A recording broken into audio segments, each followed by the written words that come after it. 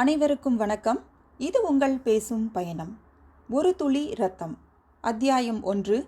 தீக்குச்சி உரசப்பட்டது, சிகரெட்டை பற்ற வைத்தது, உதறி அணைக்கப்பட்டது, ஆஷ்ட்ரேயில் அகதியாக்கப்பட்டது. நரேந்திரன் புகை வளையத்தை ஊதினான். தீக்குச்சி உரசப்பட்டது, பைப்பை பற்ற வைத்தது. ராம்தாஸ் புகையை உள்ளுக்கு இழுத்தார். எதிரே உட்கார்ந்திருந்தவரை பார்த்தார். சொல்லுங்க என்றார். என் பெயர் நீலமோகனன். நீலமோகனனுக்கு அதிகபட்சம் 40 வயது இருக்கலாம். முன்தலையின் இருபுறமும் உள்வாங்கி இருந்த முடியும், முரட்டுத்தனமாய் உயிர்த்து நின்ற மீசையும் அங்கங்கே நரைக்க துவங்கி இருந்தன. உருட்டையான கண்களில் கலாச்சாரத்தை விட அதிகாரம் அதிகம் தென்பட்டது. தடித்த உதடுகள், கருத்த பற்கள், கதர் சட்டையின் மெலிதான பாக்கெட் வழியே தென்பட்ட பீடிக்கட்டு உதிர்ந்திருந்தது. நீலமோகனன், மேனேஜர், மையலி குரூப் என்று விசிட்டிங் கார்டில் படித்துவிட்டேன். விஷயத்திற்கு வாருங்கள். இந்த மாதம் 18ஆம் தேதி மெட்ராஸில் ரொம்ப கிராண்டா ஏற்பாடு செய்யப்பட்டிருக்கும் இந்திய விழா பற்றி உங்களுக்கு தெரிந்திருக்கும். தெரியும். இந்தியாவின் பல்வேறு பகுதிகளிலிருந்து பல்வேறு குழுக்கள் மெட்ராஸ் வரப்போகின்றன. தங்கள் பாடல்களையோ நடனங்களையோ சிறு நாடகங்களையோ மக்களுக்கு வழங்கப் போகின்றன. தெரியும். கேரளாவிலிருந்து எங்களை அழைத்திருக்கிறார்கள். அப்படியா? எங்கள் குரூப்பிற்கு நான் தான் மேனேஜர் என்பதால் எனக்கு சில பொறுப்புகள் அதிகமாகிவிட்டன. நீலமோகனன் பெருமூச்சு விட்டார். வாசுதேவனும் கோகுலகிருஷ்ணனும் என் ட்ரூப்பில் தான் இருக்கிறார்கள். யார் வாசுதேவன்? யார் கோகுலகிருஷ்ணன்? வாசுதேவனை உங்களுக்கு தெரியாதா? நீலமோகனன் அவர்களை நசுக்கப்பட்ட சுட்டெரும்பை பார்ப்பது போல பார்த்தார். சதாம் ஹுசேனையோ மகாத்மா காந்தியையோ தெரியாது என்று சொல்லிவிட்டது போன்ற ஒரு திடுக்கிடல் அவர் குரலில் இருந்தது. வாசுதேவன் என்றால் கேரளாவில் சந்தோஷம் அலைமோதும். அவன் கேரளாவின் பெருமை, எங்கள் நாட்டின் ராஜா, கலைகளுக்கு ராஜா. கதகளியில் இன்றைக்கு அவர்தான் நம்பர் 1. அவனும் கோகுலகிருஷ்ணனும் சேர்ந்து அமைத்திருக்கும் சில ராமாயண நடனங்களை பார்த்து வெளிநாட்டுக்காரர்கள் சொக்கி போயிருக்கிறார்கள்.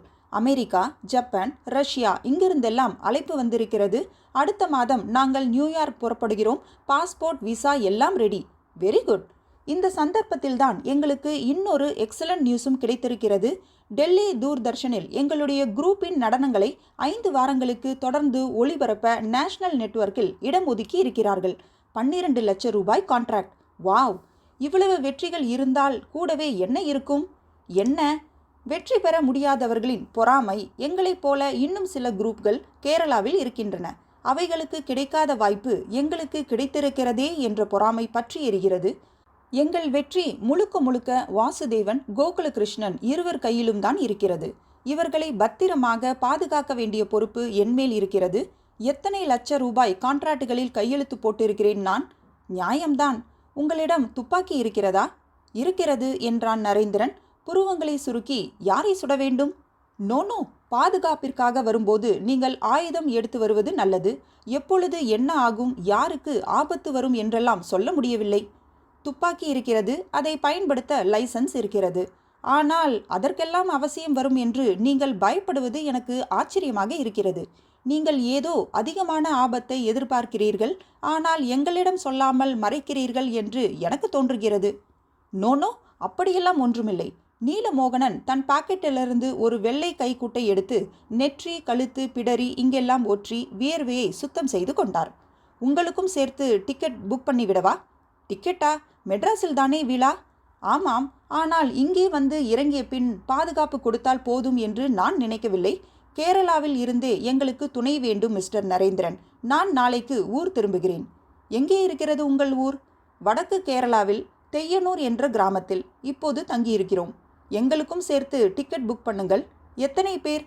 2 பேர். நரேந்திரன், வைஜெயந்தி. அத்தியாயம் 2.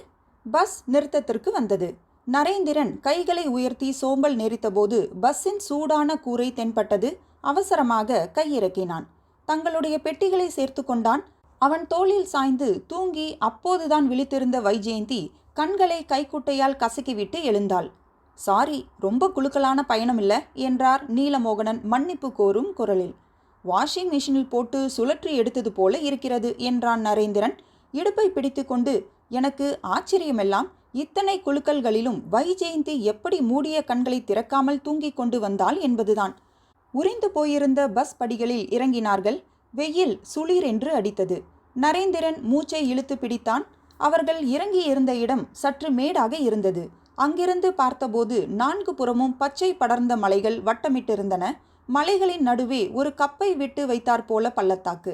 பள்ளத்தாக்கின் பரப்பெங்கிலும் காற்றில் பறந்து உட்கார்ந்திருந்த காகித குப்பை போல அங்கங்கே வீடுகள், அவற்றில் சரிவான சிகப்பு ஓடு கூரைகள். பியூட்டிஃபுல் என்றாள் வைஜெயந்தி. பள்ளத்தாக்கில் தெரிகிறதே கிராமம், அதற்கு பெயர்தான் தெய்யனூர். அங்கேயா போகப் போகிறோம்? ஆமாம். டாக்ஸி என்று கைத்தட்டினாள் வைஜெயந்தி. நீலமோகனன் சிரித்தார். டாக்ஸி எல்லாம் கிடையாதுமா, இறங்க வேண்டியதுதான். என்னது, இவ்வளவு ஆழத்தையும் இறங்கித்தான் போக வேண்டுமா? ஒரே ஒரு விஞ்ச் இருக்கிறது, அதோ தெரிகிறது பாருங்கள். கீழே அங்கே இருக்கிற தைல ஃபேக்டரிக்கு அது போகிறது. அது மேலே ஏறி வர இன்னும் 40 நிமிஷமாகும். அதுவரை யார் காத்திருப்பது என்றார் நீலமோகனன். கமான், லக்கேஜுகளையெல்லாம் நான் தானே தூக்கி கொண்டு வருகிறேன். சும்மா கைவீசி கொண்டு இறங்கப் போகிறாய், ஏறும்போதுதானே கஷ்டம் என்றான் நரேந்திரன். வைஜெயந்தி ஒவ்வொரு அடியையும் ரசித்து இறங்கினாள். கிட்டத்தட்ட 40 நிமிடங்கள் இறங்கிய பின்னர் மலைகள் உயர்ந்துவிட்டன. மலையின் பாதத்தில் விழுந்து கிடக்கும் துளசியைப் போல அவர்கள் அண்ணாந்து பார்த்தார்கள். நீலமோகனன் சற்றும் அயராமல் இறங்கி வந்தது நரேந்திரனுக்கு சற்றே ஆச்சரியமாக இருந்தது. சிலுசிலுவென்று சத்தம் வந்தது. எங்கிருந்தோ ஒரு வீச்சு குளிர்ந்த தென்றல் வந்து தொட்டுவிட்டு போனது. நரேன், அங்க பார், ஒரு சின்ன ஓடை. தெய்யனூர் ஆறு என்றார் நீலமோகனன். அருவி ஜலம் இங்கே பாய்ந்து ஓடி கிராமத்தை தாண்டியதும் மறுபடியும் அருவியாக அடுத்த பள்ளத்தாக்கில் விழுகிறது. அதனால் இந்த ஓடையில் வேகம் அதிகம். முழங்கால் அளவுதான் தண்ணீர். ஆனால் தண்ணீரின் வேகத்தை நடந்து கடக்க முடியாது. நீலமோகனன் 2 கைகளையும் 2 முறை ஓங்கி தட்டினார். ஓடையில் எங்கிருந்தோ ஒரு பரிசல் உற்பத்தியானது. மிதந்து வந்தது. பரிசல் சுழன்ற வேகத்திலேயே நீரின் கோபம் புரிந்தது. பரிசலில் நின்றிருந்தவன் நீளமான மரக்களி ஒன்றை தண்ணீரில் விட்டு பூமியில் குத்தி அதை உந்தி பரிசலை கரைக்கு நகர்த்தி வந்தான். பரிசலில் கவனமாக ஏறி அமர்ந்தார்கள். பரிசலின் பாரம் கூடி போனதாலோ என்னவோ அனாவசியமாக சுழல்வது நின்று போய் பரிசல் ஒழுங்காக நகர துவங்கியது. கேரள சூரியன் நேரே அவர்கள் மீது தகித்தது. ஆனாலும் மலையின் நிழலும் நீரை தொட்டு வந்த காற்று வீசியதாலும் அந்த வெயில் பெரும் பொருட்டாக இல்லை. வெகு சிறிய பரிசல் பயணம். அக்கறையை அடைந்து 2 பெரிய கற்களின் நடுவே முட்டு கொடுத்து பரிசல் நிற்க அவர்கள் இறங்கினார்கள். காற்றில் வினோதமான மருந்து தைலத்தின் நெடி கலந்திருந்தது. இன்னும் சற்று நடந்து திரும்பியதும் நீலமோகனன் கையை உயர்த்தி தடுத்தார். நம் வீடு வந்துவிட்டது. அவர் சுட்டி காட்டிய வீடு இன்னும் 50 அடி தூரத்தில் இருந்தது. அதன் கதவு திறந்து பிடிக்கப்பட்டு ஒரு பெண் நின்றிருந்தாள். அந்த சூழ்நிலையில் பட்டும் முண்டும் உடுத்தியிருந்தால் பொருத்தமாய் இருக்கும். ஆனால் அவள் சிகப்பு நிற பனியனும் வெள்ளை நிற ஸ்கர்ட்டும் அணிந்திருந்தாள். நீலமோகனனை பார்த்ததும் அவள் முகம் சற்று மலர்ந்தது. நான்சி என் மனைவி என்றார் நீலமோகனன். நான்சிக்கு அதிகபட்சம் 25 வயதுதான் இருக்கும். மோகம் தொடாத நிலவு போல முகம் சாந்தமாக இருந்தது. நரேந்திரனையும் வைஜெயந்தியையும் நான்சியின் பார்வை விம்பிள்டன் டென்னிஸ் பந்து போல தாவி தாவி பார்த்தது. முகத்தில் நட்புடன் புன்னகை தேடி ஏமாந்தான் நரேந்திரன். அவர்கள் நெருங்கியதும் நான்சி சரேல் என்று திரும்பி உள்ளே மறைந்தாள். நீலமோகனன் ஒரு சிறு மன்னிப்பு கோரும் புன்னகையுடன் அவர்களை உள்ளே அழைத்து போனார். நரேந்திரனும் வைஜெயந்தியும் பைகளை இறக்கியதும் உடனே அவர்கள் சூழ்ந்தார்கள். இதுதான் வாசுதேவன். வாசுதேவன் 5.5 அடி உயரம்தான் இருப்பான். சற்று பருமனான உடல்வாகு அவன் உயரத்தை குறைத்து காட்டியது. வட்டமான முகம், இளமையான சருமம், அடர்த்தி இல்லாத புருவங்கள், கண்கள் பெரிதாய் இருந்தன. மீசை இல்லாததால் உதடுகள் சிவப்பாக தெரிந்தன. இவனுக்கு பெண் வேடம் போட்டால் கனக்கச்சிதமாக பொருந்தும் என்று தோன்றியது.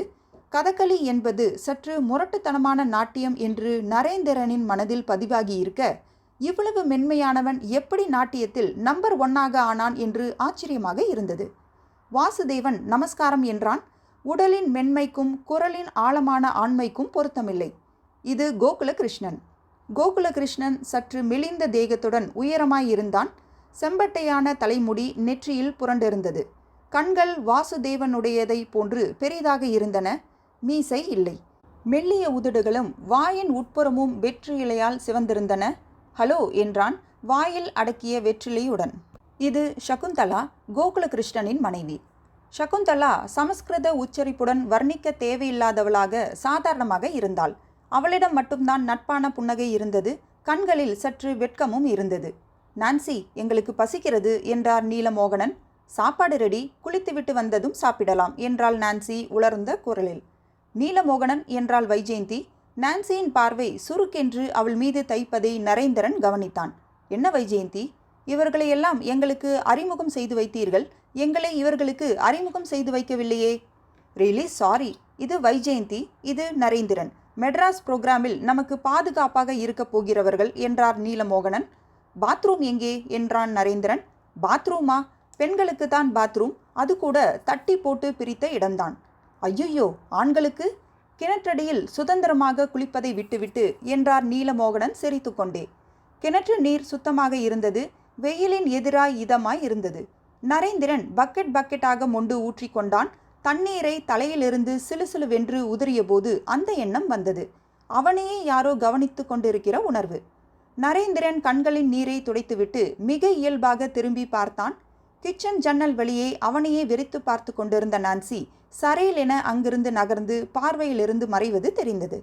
நான்சி இயல்பான பெண்ணில்லை என்று மறுபடியும் தோன்றியது. அவளிடத்தில் ஏதோ ஒரு நெருப்பு இருந்தது. நரேந்திரனுக்கு அதன் வெப்பம் உரைப்பது போல இருந்தது. அதற்கப்புறம் அவன் அவ்வப்போது பார்வையை அதே ஜன்னல் புறம் வீசிய போது நான்சி அங்கே இல்லை. அத்தியாயம் 3. சாப்பிட்டு முடித்ததும் வைஜெயந்தி சொன்னால், வா நரேன், இந்த ஊரை ஒரு சின்ன ரவுண்ட் அடித்துவிட்டு வரலாம். எனக்கு இந்த ஊர் ரொம்ப பிடித்திருக்கிறது. நரேந்திரன் கதவில்லாத திறந்த அலமாரி தட்டில் பளபளத்த சீட்டுக்கட்டை பார்த்தான். நீ போய்விட்டு வா வைஜ், எனக்கு போர் அடிக்கிறது. வைஜெயந்தி அயரவில்லை. தன் கேமராவை தோளில் மாட்டினாள். பச்சை நிற சுடிதாரும் மெஜந்தா நிற பைஜாமாவும் அவளுக்கு மிக எடுப்பாக இருந்தன. வைஜெயந்தி வெளியேறியதும் நரேந்திரன் வாசுதேவன் பக்கம் திரும்பினான். யார் யாருக்கு சீட்டு ஆட தெரியும்? வாசுதேவன் கோகுலகிருஷ்ணனின் முகத்தை பார்த்தான். கோகுலகிருஷ்ணன் நான்சியின் முகத்தை அவளிடமிருந்து மிக மெல்லிய தலையாட்டல் மூலம் உத்தரவு கிடைத்தது. சீட்டுக்கட்டு எடுக்கப்பட்டது. நரேந்திரன் களைத்து போட துவங்கினான். வெளியே வைஜெயந்தி சுற்றி சூழ்ந்திருந்த மலைகளை பார்த்தால் வெயிலும் நிழலுமாய் படர்ந்திருந்த அந்த சூழ்நிலை புகைப்படம் எடுக்க வேண்டும் என்ற உந்துதல் எழுந்தது. வைஜெயந்தி கேமராவை உயர்த்தி கிளிக்கினால் மின்னல் அடித்தது. வைஜெயந்தி வியந்தாள். கேமராவில் அவள் ஃப்ளாஷ் பொருத்தவில்லை. அப்புறம் ஏன் மின்னல் அடித்தது போன்றதொரு உணர்வு ஏற்பட்ட கேமராவை கழுத்தில் தொங்கவிட்டு அவள் பார்வையை எல்லா திக்கிலும் சுழற்றினாள். மீண்டும் மின்னல் அடித்தது. இந்த முறை அதன் திசை புரிந்துவிட வைஜெயந்தி குறிப்பிட்டு பார்த்தாள். மின்னல் இல்லை, அது சூரிய ஒளியை கண்ணாடி வைத்து பிரதிபலிப்பது போலத்தான் இருந்தது. அவள் பார்த்த திசையில் சூரிய ஒளியை பிரதிபலித்த கண்ணாடிகள் எங்கே இருந்தன என்று பார்க்க முடிந்தது. பைனாகுலரின் 2 லென்ஸுகள் தான் அப்படி மின்னலை இறைத்திருந்தன. பைனாகுலரை கண்ணுக்கெதிரில் தூக்கி பிடித்திருந்தவன் ஒரு குதிரை மீது ஆரோகணித்திருந்தான். அவன் இந்த குறிப்பிட்ட வீட்டையே கவனிப்பதாக தோன்றியது. எதிர்மலையின் உயரத்தில் பாதியில் மலையின் வகிடு எடுத்து போடப்பட்ட பாதையில் மரங்களுக்கு இடையில் அந்த குதிரை நின்றிருந்தது. வைஜெயந்தி கேமராவை உயர்த்தி அதன் லென்ஸ் வழியே ஜூம் பண்ணி பார்த்தபோது குதிரையில் இருந்தவன் தெரிந்தான். வெள்ளை பேண்ட், வெள்ளை சட்டை, வெள்ளை ஷூக்கள், தலையில் நீல நிற தொப்பி, கண்களில் கருப்பு கண்ணாடி. அவன் முகத்தின் பெரும் பகுதியை அந்த பைனாகுலர்கள் மறைத்திருந்தன. அவனும் வைஜெயந்தியை பார்த்திருக்க வேண்டும். வைஜெயந்தி கையை வீசி காட்டினாள். பதிலுக்கு குதிரையில் இருந்தவனும் கையசைத்து காட்டுவான் என்று நினைத்தாள். அவன் சரையில் என குதிரையை திருப்பிக் கொண்டு மரங்களின் பின்னே மறைந்தான். வைஜெயந்தி சற்று நேரம் அவன் நின்றிருந்த இடத்தையே பார்வையிட்டுவிட்டு மற்ற இடங்களை பார்வையிட நகர்ந்தாள். உள்ளே ரம்மி அண்ட் டிக் என்று நரேந்திரன் விசிறியாய் பிரித்து பிடித்திருந்த சீட்டுகளை மல்லாத்தினான். நரேன், ஏதோ ட்ரிக் செய்கிறாய். இல்லாவிட்டால் 3 கேம்களாக நீயே எப்படி டிக்ளேர் செய்ய முடிகிறது என்றார் நீலமோகனன். சீட்டு விளையாட்டுக்கென்று எனக்கு ஒரு மச்சம் இருக்கிறது என்றான் நரேந்திரன். மறுபடி சீட்டுகளை கலைத்து கொண்டே, சீட்டு விளையாட்டு போர் அடிக்கிறது என்றாள் சகுந்தலா. வேறு என்ன செய்யலாம் என்கிறீர்கள்? கதகளி பார்த்திருக்கிறீர்களா? வீடியோ டேப்பில் ரெக்கார்ட் பண்ணியது இருக்கிறது, போடுங்கள். நரேந்திரன் சீட்டுகளை சேகரித்து ஒதுக்கிவிட்டு சுவரில் சாய்ந்து உட்கார்ந்தான். சகுந்தலா ஆர்வத்துடன் ஒரு கேசட்டை எடுத்து VCRில் பொருத்தினாள். டிவியை ஆன் செய்தாள். டம் டமர டமர டம் என்று தாளங்கள் முழங்கின. செவிப்பறைகளை குத்தி கிழிக்கும் ஒளி அதிர்வுகள். ஏழ்மையான வெளிச்சத்தில் ஒரு அமெச்சூர் கேமராமேன் பதிவு செய்திருந்த அந்த நாட்டியம் நரேந்திரனை அதிகம் கவரவில்லை.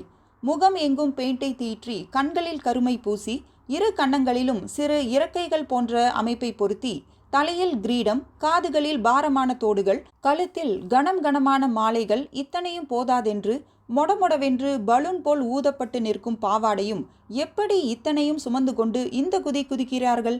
2 கதகளி பாத்திரங்களும் சுழன்று ஆடினர். ருத்ர தாண்டவம் போல கோபம் மட்டுமே பிரதானமாய் தெரியும் அகன்ற விழிகளை இன்னும் அதிகமாக உருட்டினார்கள். இதில் யார் வாசுதேவன் தெரிகிறதா என்றார் நீலமோகனன். அம்பேல் என்றான் நரேந்திரன். உயரத்தில் வித்தியாசம் இருப்பதால் வேண்டுமானால் என்னால் சொல்லிவிட முடியும். மற்றபடி வெறும் முகங்களை வைத்து மட்டும் என்னால் எதுவும் சொல்ல முடியாது. முகம் நிறைய வெள்ளையும் கருப்பும் சிகப்புமாய் பெயிண்ட் அடித்திருக்கிறீர்கள். கண்கள் மட்டும்தான் தெரிகின்றன. இதை வைத்து எப்படி சொல்ல முடியும்? நான்சி, சகுந்தலா இவர்களும் கதகளி ஆடுவார்களா? நீலமோகனன் நரேந்திரனை விசித்திரமாக பார்த்தார். நீ இப்படி முட்டாளாய் இருப்பாய் என்று நான் நினைக்கவில்லை என்பது போன்ற பார்வை. கதகளி என்பது ஆண்களும் சில சமயம் வளர்ந்த பையன்களும் ஆடுவது. பெண்கள் ஆடும் வழக்கமில்லை. ராமாயணத்தில் சீதையாக அப்புறம் யார் நடிப்பார்கள்? ஆண்களிலேயே ஒருத்தன் பெண் வேடம் போடுவான், அவ்வளவுதான். பரதநாட்டியத்தில் பெண்களுக்குத்தான் முதலிடம். இங்கே அதற்கு எதிராக இருக்கிறதே. கேரளாவிலும் பெண்கள் இடம்பெறும் நாட்டியங்கள் இருக்கின்றன என்றான் வாசுதேவன். முக்கியமாக மலை ஜாதியினர் வட்டக்களி, தெய்வக்களி போன்ற டான்ஸ்களில் பெண்கள்தான் ஆடுவார்கள். அவர்களுடைய கிராமத்தில் திறந்த வெளியில் ஆடும் இந்த ஆட்டங்கள் சுவாரஸ்யமாக இருக்கும்.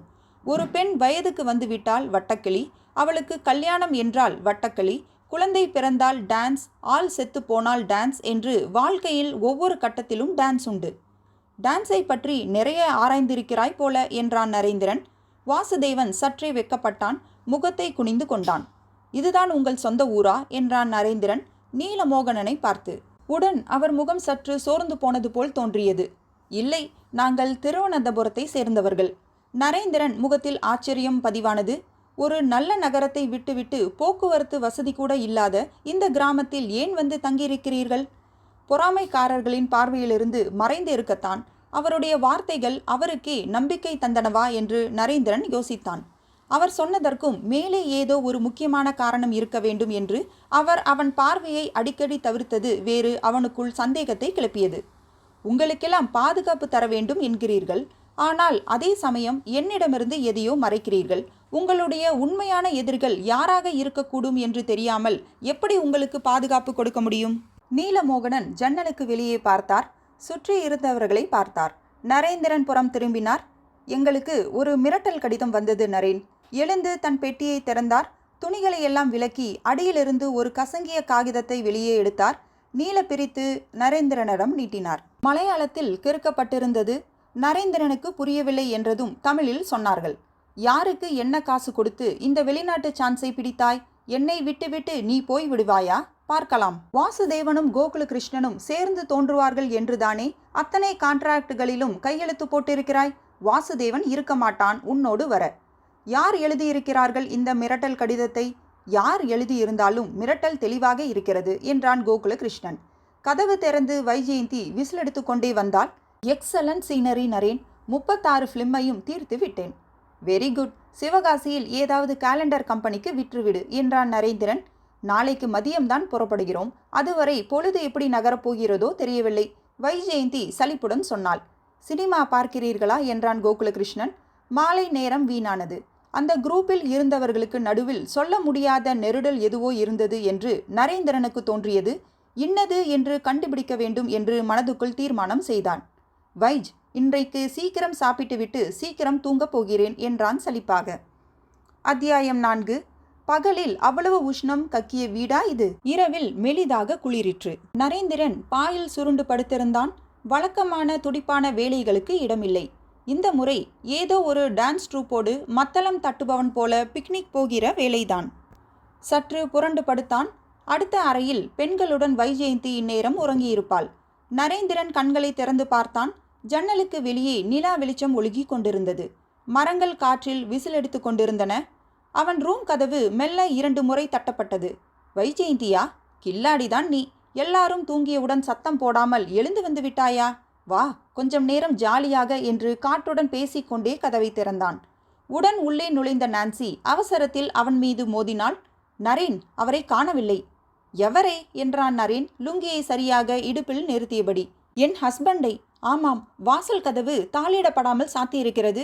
எனக்கு பயமாக இருக்கிறது என்று அவன் கையை பிடித்தாள். அவசியமில்லாமல் அவன் மேல் அவள் தீற்றிக் கொண்டு நிற்பது போல தோன்றியது.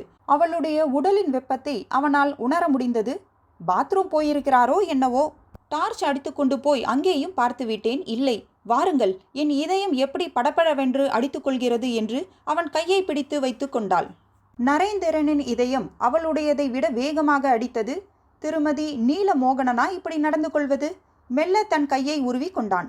தலையணை கடியிலிருந்து ரிவால்வரை எடுத்துக்கொண்டு டார்ச்சுடன் கதவுக்கு வெளியே போனான்.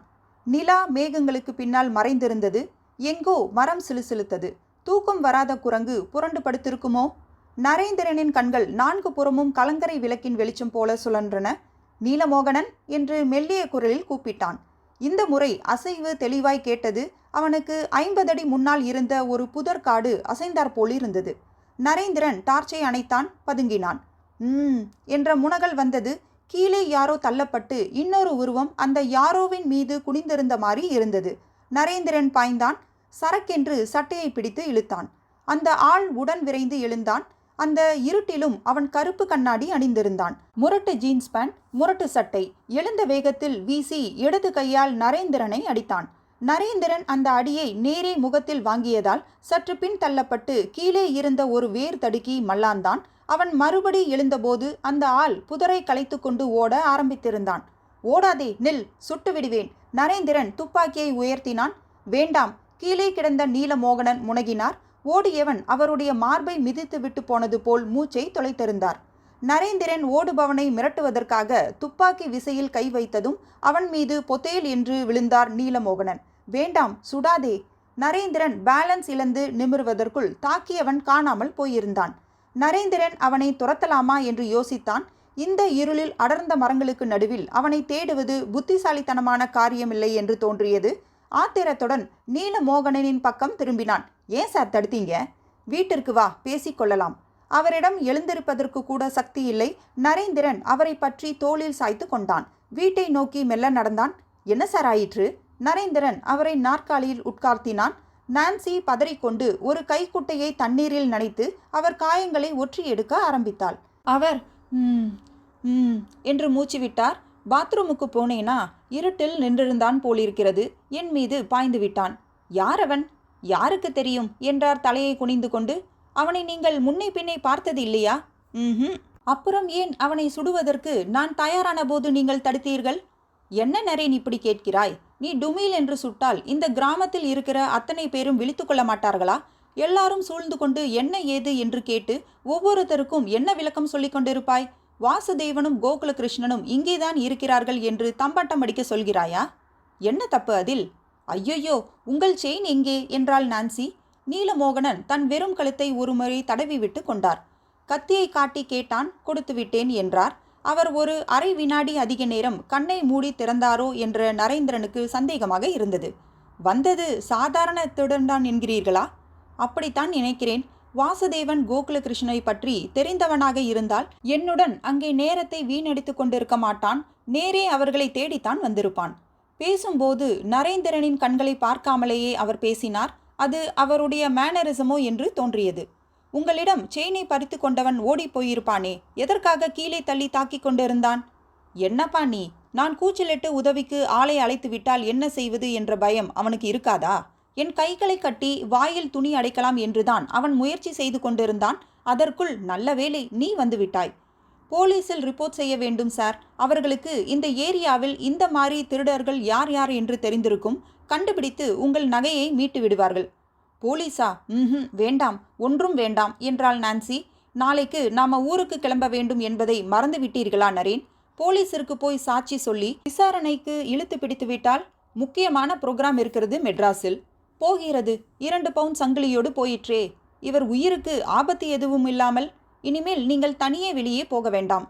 தூங்கிக் கொண்டிருப்பவர்கள் யாரையும் எழுப்பி விஷயம் சொல்ல வேண்டாம் நான்சி. அனாவசியமாக பயந்து விடுவார்கள். என்றாள். தேங்க்யூ நரேன். பாத்ரூம் வந்தால் யாரா இருந்தாலும் என்னை எழுப்புங்கள் என்றான் நரேந்திரன். படுக்கை இழுத்து கதவருகில் போட்டு. மலை ஓரங்கள் பிங்க் நிறமாகி இருந்தன. சரையென பொன்னை இறைத்தாற் போல மஞ்சளாயின. பட்சிகள், மிருகங்கள், எத்தனை ஜீவராசிகள் தூக்கம் களைய பெற்று சந்தோஷ குரல் எழுப்ப துவங்கிவிட்டன. நரேந்திரன் கிணற்றடியில் வாயில் பிரஷுடன் இருந்தான். நரேன், அந்த ஆள் கூலிங் கிளாஸ் போட்டிருந்தான் என்றா சொன்னாய்? ஆம் என்று தலையை ஆட்டினான் நரேந்திரன். ராத்திரி நேரத்தில் கூட? ஆம். குதிரையில் வந்தானா? என்னது? குதிரை ஏதாவது அங்கு நின்றிருந்ததா? நரேந்திரன் வாயை கொப்பளித்துவிட்டு வைஜெயந்தியை வினோதமாக பார்த்தான். நரேன், நேற்று குதிரை மீது ஒரு ஆள் உட்கார்ந்து இந்த வீட்டையே நோட்டமிடுவதை பார்த்தேன். என்னது? ஏன் முதலேயே சொல்லவில்லை? குதிரை மீது உட்கார்ந்து பைனாகுலரால் பார்க்கிறவன் அழகை ரசிக்கிறானா, தப்பான எண்ணத்தோடு நோட்டமிடுகிறானா என்று எனக்கு எப்படி தெரியும் நரேன்? அவனும் கூலிங் கிளாஸ் போட்டிருந்தான். நரேந்திரன் டவலால் முகத்தை அழுந்த துடைத்து கொண்டே வீட்டிற்குள் பிரவேசித்தான். சூடான காஃபியை டபராவில் விட்டு உறிஞ்சிக் கொண்டிருந்த நீலமோகனனின் எதிரே போய் நின்றான். இந்த ஊரில் பெரிய மனிதர் யார்? நாட்டாமை, பண்ணையார், பஞ்சாயத்து தலைவர், இந்த மாதிரி? எதற்கு நரேன்? இந்த ஊரில் யார் யார் குதிரை வைத்திருக்கிறார்கள் என்ற விவரம் வேண்டும் எனக்கு. நீலமோகனன் கண்களில் வியப்பை காட்டினார். குதிரையா? குதிரை எதற்கு? தெரிய வேண்டும். 2 பேரோ 3 பேரோ சொந்தமாய் வைத்திருக்கிறார்கள். இன்னும் சிலர் குதிரைகளை வாடகைக்கு விடுகிறார்கள். வாடகைக்கா? ஆமாம், இங்கே குதிரைகளை வாடகைக்கு விடுகிறார்கள். மேலே ஏறி கடை தெருவிற்கு போய் வர வேண்டுமென்றால் குதிரையை எடுத்துக்கொண்டு போய் விடுவார்கள். சொந்தமாய் குதிரை வைத்திருப்பவர்கள், வாடகைக்கு குதிரை விடுபவர்கள் 2 பேரை பற்றியும் தகவல் எனக்கு வேண்டும். எதற்கு என்று சொல்ல மாட்டாயா? நேற்று உங்களை தாக்கினவன் குதிரையில் வந்திருக்கலாம் என்பதுதான் என் யூகம். அடப்போப்பா, நானே அவனை மறந்துவிட்டேன். நீ இன்னமும் அவனை பற்றியே கவலைப்பட்டு கொண்டு. நீங்கள் எதற்காக என்னை வரவழைத்தீர்கள்? உங்களுக்கெல்லாம் பாதுகாப்பு தர வேண்டும் என்று. உங்களை தாக்கியவன் யார் என்று தெரிய வேண்டாமா? நாம் தான் இன்னும் 4-5 மணி நேரத்தில் இந்த ஊரையே காலி பண்ண போகிறோமே.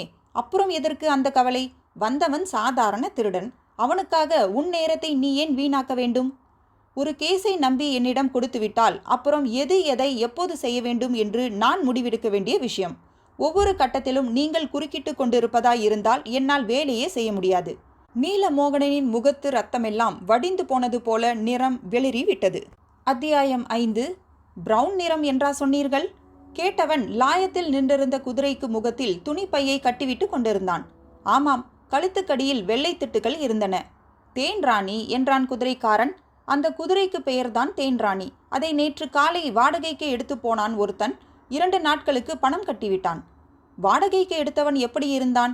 வெள்ளை சட்டை, வெள்ளை பேண்ட், வெள்ளை ஷூ போட்டிருந்தானா? ஆமாம். கருப்பு கண்ணாடி அணிந்திருந்தான். அதை கலற்றவே இல்லை. பெயர் என்ன? என்னவோ வினோதமான பெயர். புத்தகத்தில் எழுதியிருக்கிறான். நீங்களே பார்த்து கொள்ளுங்கள். எனக்கு படிக்க தெரியாது. நைந்து போன ஒரு நோட்டு புத்தகத்தை அவன் நீட்டினான். எச்சில் தொட்டு திருப்பிய முனைகளில் அழுக்கு ரேகைகள் நிரந்தரமாக தங்கிவிட்டன.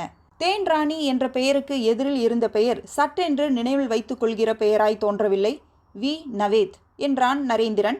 பெங்காலி பெயர் மாறி இல்லை. பெயரை விடு, அட்ரஸை நோட் பண்ணு என்றாள் வைஜெயந்தி. 7 திருமால் வீதி என்றான் நரேந்திரன். எங்கே இருக்கிறதப்பா திருமால் வீதி? அவன் குதிரையை விட்டுவிட்டு வெளியே வந்தான். கிழக்கு புறம் இருந்த மலையை சுட்டி காட்டினான். அங்கே பாருங்கள், 3 அருவிகள் பக்கத்து பக்கத்தில் விழுகிறதே. நாமம் போட்ட மாதிரி. அந்த இடத்தை தான் திருமால்புரம் என்று சொல்வார்கள்.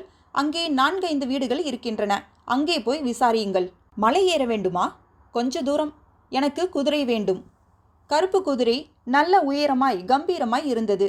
அதன் உள்வாங்கிய வயிறும் பின்னங்கால் வளைவுகளில் வீசும் வாளும் நரேந்திரனுக்கு பிடித்திருந்தன. குதிரை மிக லாவகமாக மலையேறியது. அதன் குளம்புகள் பழக்கப்பட்ட ஏற்றத்தில் அனாவசியமாக வேகம் காட்டின. வைஜெயந்தி குறிப்பிட்டிருந்த இடத்திற்கு வந்ததும் நரேந்திரன் குதிரையை நிறுத்தினான், இறங்கினான். குதிரை பரிச்சயமான பச்சை புல்லை மேய துவங்கியது. அந்த இடத்தில் நின்று அந்த கோணத்தில் கீழே பார்த்தால் அவர்கள் தங்கியிருந்த வீடு தெரிந்தது. நரேந்திரன் பைனாகுலரை கண்களுக்கு உயர்த்தி கொண்டான். கண்ணாடி லென்ஸுகளை முன்னும் பின்னும் நகர்த்தி பிம்பத்தை தீட்டிக் கொண்டான். இப்போது கை கட்டும் தூரத்தில் வீடு வந்துவிட்டது. சிவந்த ஓடுகள், வேய்ந்த கூரை, கொல்லைப்புற பசுமை, வாழை மரங்களுக்கு நடுவில் இருந்த கிணறு எல்லாம். என்ன இது? கோகுல கிருஷ்ணனின் மனைவி சகுந்தலா கிணற்றடியில் தோன்றினாள். சுற்றுமுற்றும் பார்த்தாள். புடவை தலைப்பிலிருந்து சதுரமாய் எதையோ எடுத்தால் அது வெளிச்சத்தை கனநேரம் பிரதிபலித்தது. குனிந்து அதை கிணற்றுக்குள் போட்டால் விடுவிடுவென்று வீட்டுக்குள் போய்விட்டாள். நரேந்திரனுக்கு ஆச்சரியமாக இருந்தது. என்னவாயிருக்கும் அது? புரியவில்லை. பைனாகுலரை இறக்கி மார்பில் ஓய்வெடுக்க விட்டு முந்தைய தினம் அந்த நவேத் குதிரையுடன் நின்றிருக்கக்கூடிய இடத்தை ஆராய்ந்தான். புல்தரை ஆங்காங்கே காயப்பட்டிருந்தது. நசுங்கியிருந்த செடிகள் வேரோடு சாய்க்கப்பட்டிருந்தன. செடிகளின் இலைகளில் காக்காய் எச்சம் போல வெள்ளையாய் என்ன இது? கடித்து துப்பப்பட்ட சூயிங்கம். நேற்று நின்றிருந்தவன் துப்பியதா, அதற்கு முன்னால் வேறு யாராவது துப்பியதா என்று தெரியவில்லை. அங்கு வேறு எதுவும் கவனத்தில் வைத்து கொள்கிறார் போல இல்லை. நரேந்திரன் குதிரை மீது ஏறினான். திருமால்புரத்தை நோக்கி திருப்பினான். உடன் நிறுத்தினான். குளம்போசை கேட்கவில்லை. அவனுடைய குதிரையை தவிர இன்னொரு குதிரையின் குளம்போசை கேட்ட மாதிரி இருந்தது. குதிரையை மறுபடியும் நகர்த்தினான். இந்த முறை ஓசை கேட்கவில்லை. இருந்தாலும் அவனுக்கு சந்தேகம் விலகவில்லை. குதிரையை மெல்ல நகர்த்தினான். 10 அடி நகர்த்தியிருப்பான். உலர்ந்த இலைகள் உடையும் ஓசை பின்னால் கேட்டது. சரையில் என தன் குதிரையை 180 டிகிரி திருப்பினான். மரங்களுக்கு பின்னால் நின்றிருந்த அந்த பிரவுன் குதிரை தென்பட்டது. அதன் இருபுறமும் வெள்ளை ஆடை கால்கள். நரேந்திரன் வந்த வழியில் குதிரையை வேகமாக செலுத்தினான். உடன் பிரவுன் குதிரை மறைவிடத்திலிருந்து வெளிப்பட்டது. அதன் மீது ஆரோகணித்திருந்தவனை நரேந்திரனால் பார்க்க முடிந்தது. அவன் அவசரமாக முகத்தை திருப்பிக் கொண்ட போதிலும் அவனுடைய கருப்பு கண்ணாடியை நரேந்திரன் தவற விடவில்லை. பிரவுன் குதிரையும் அதன் மீது வீற்றிருந்த அந்த நவேதும் இப்போது விலகி ஓடத் துவங்க நரேந்திரன் தன் குதிரையின் வேகத்தை அதிகப்படுத்தினான். ஸ்டாப் என்று கத்தினான் நரேந்திரன். துப்பாக்கியால் சுட்டு அனாவசியமாக உன்னை காயப்படுத்த வேண்டாம் என்று பார்க்கிறேன், நில். நவேத் கேட்பதாக இல்லை. குதிரையை இன்னும் விரட்டினான். நரேந்திரனுக்கு திடீரென்று தான் அந்த யுக்தி தோன்றியது. குதிரையின் வேகத்தை மட்டுப்படுத்தி கீழே குதித்தான். ஆனால் குதிரையின் முதுகை தட்டிவிட்டு வேகமாய் போக சொன்னான். குதிரை அவனை விட்டுவிட்டு தனியே முந்தைய குதிரையை துரத்தியது. நரேந்திரன் ஏற்றத்தின் பக்கவாட்டில் பாறைகளையும் செடிகளையும் பிடித்து வேகமாக ஏறி அடுத்த பாதைக்கு வந்துவிட்டான். நவேத் குதிரையோடு வந்தபோது குறுக்கே பாய்ந்தான். குதிரை மிரண்டது, முன்னங்கால்களை தூக்கியது. நரேந்திரன் அதன் பாதையிலிருந்து கன நேரத்தில் விலகி நவேதின் கையை பற்றி கீழே இழுத்தான். நவேத் குதிரையிலிருந்து பீக்கப்பட்டு கீழே விழுந்தான். நரேந்திரனின் குதிரையும் வந்து சேர்ந்து விட்டது. நவேத் நரேந்திரனிடமிருந்து உதறிக்கொண்டான். நரேந்திரன் கையை அவன் கன்னத்தில் வீசினான். கூலிங் கிளாஸ் கலன்றது, பறந்தது. அவன் கோபத்துடன் நரேந்திரனை திரும்பி பார்த்தான். நரேந்திரன் திடுக்கிட்டான். நவேத்தின் வலது கண் இருக்க வேண்டிய இடத்தில் விழி இல்லை. இமையை இழுத்து வைத்து தைத்திருந்தது. அந்த கோரத்தை மறைப்பதற்காகத்தான் அவன் எப்பொழுதும் கருப்பு கண்ணாடி அணிகிறான் என்று தோன்றியது. ஆனால் அவன் நரேந்திரனை விட வேகமாக செயல்பட்டான். நரேந்திரனை உந்தி தள்ளினான். வெகு சரையலென்று அந்த சமயம் அங்கு வந்து சேர்ந்த நரேந்திரனின் குதிரை மீது தாவி ஏறினான். ஓடும் குதிரைகளில் ஏறி அவனுக்கு பழக்கம் இருக்க வேண்டும். அவ்வளவு இயல்பாக அழகாக தாவி ஏறினான். குதிரை பறந்தது. நரேந்திரன் மண்ணை தட்டி கொண்டான். தேன் ராணியை பிடித்து நிறுத்தி ஏறினான். மறுபடியும் குதிரை ரேசா என்று நினைத்து அதை விரட்டினான். தேன் ராணிக்கு வேகம் போதவில்லை. 2 முனைகள் திரும்பியதும் நரேந்திரன் தேன் ராணியை இழுத்து நிறுத்தினான். காரணம் இருந்தது. நவேத் தப்பி போயிருந்த நரேந்திரனுடைய கருப்பு குதிரை பாதையோரம் அனாதையாக நின்றிருந்தது. நரேந்திரன் குதிரையிலிருந்து இறங்கினான். கருப்பு குதிரையின் அருகே சென்று இருபுறமும் பார்த்தான். ஒரு புறம் மலைச்சரிவு, மறுபுறம் ஏற்றம். இதில் எந்த பாதையை நவேத் தேர்ந்தெடுத்தான் என்று தெரியவில்லை. இருபுறமும் அடர்த்தியான மரங்கள் இருந்ததால் எங்கு வேண்டுமானாலும் அவன் ஒளிந்திருக்கலாம் என்று தோன்றியது. வாட்சை பார்த்தான். இன்னும் 1 மணி நேரத்தில் அவர்கள் எல்லாரும் சென்னை புறப்பட வேண்டிய நேரம். இப்போது இங்கே நேரத்தை வீணடித்து கொண்டிருக்க முடியாது என்று தோன்றியது. நவேத்திற்கு இந்த நிலையில் ஒரே ஒரு தண்டனை தான் தர முடியும். நரேந்திரன் தன் கருப்பு குதிரையில் ஏறினான். பிரவுன் குதிரையையும் பின்னாலேயே இழுத்து கொண்டு இறங்கினான். 2 குதிரைகளையும் குதிரைக்காரனிடம் ஒப்படைத்துவிட்டு இந்த தேன் ராணி மேலே அனாதையாக நின்றிருந்தது என்று விட்டான். வீட்டிற்கு திரும்பிய போது வாசலிலேயே காத்திருந்தார் நீலமோகனன். எங்கே போய்விட்டாய் நரேன்? இன்னும் 10 நிமிடத்தில் விஞ்ச் கார் கிளம்ப போகிறது. அதிலேயே போய்விடலாம் என்று பார்த்தேன். சீக்கிரம் கிளம்பு. 1 மினிட், முகத்தை கழுவி கொண்டு வந்து விடுகிறேன். நரேந்திரன் கொல்லைப்புறம் கிணற்றடிக்கு ஓடினான். ஐயையோ என்று குரல் வந்தது அவனிடமிருந்து. என்ன என்ன? கிணற்று சுவரில் என் வாட்சை கலற்றி வைத்தேன். வழுக்கி கொண்டு உள்ளே விழுந்துவிட்டது. 12,000 ரூபாய் மதிப்புள்ள வாட்ச். 2 நிமிடம் கொடுங்கள். சரசரவென்று டிரெஸ்களை கலற்றிவிட்டு கிணற்றுக்குள் இறங்கினான் நரேந்திரன். 3 நிமிடங்கள் கழித்து அவன் மேலே வந்தபோது, என்ன கிடைச்சுதா என்றார் நீலமோகனன். பின்ன? நரேந்திரன் ஈரம் சொட்டும் தலையுடன் தன் வாட்சை உயர்த்தி காட்டினான் பெருமையாக. அத்தியாயம் 6. கொச்சின் எக்ஸ்பிரஸ் சென்ட்ரல் ரயில் நிலையத்திற்குள் நுழைந்தபோது சென்னை சூரியன் சாய் கோணத்தில் பிளாட்பாரத்திற்கு வெளிச்ச ஈட்டிகளை பாய்ச்சிருந்தான். நரேந்திரன், வாசுதேவன், நீலமோகனன், நான்சி 4வரும் ஒரு கூபேயில். வைஜெயந்தி, கோகுலகிருஷ்ணன், சகுந்தலா மூவரும் அடுத்த கூபேயில். நான்சி அவனை அடிக்கண்ணால் பார்த்தாள். அந்த பார்வையில் சத்தியமாய் சகோதரத்துவம் இல்லை. முந்தின இரவு பயணத்தின் போதும் அவள் 2-3 முறை கீழே இறங்கி போகும்போது வேண்டுமென்றே புடவை தலைப்பை அவன் மீது புரளவிட்டாள் என்று தோன்றியது. ஒரு முறை ரயில் நிறுத்தத்திற்கு வந்தபோது அதிகப்படியாய் தடுமாறி அவன் மீது மொத்தமாய் விழுந்து சாரி என்று சொன்னாள். நீலமோகனன் நிஜமாவே தூங்கினாரா, இல்லை தூங்குவது போல பாவனை செய்து கொண்டு அவர்களை நோட்டமிடுகிறாரா என்று நரேந்திரனுக்கு சந்தேகமாகவே இருந்தது.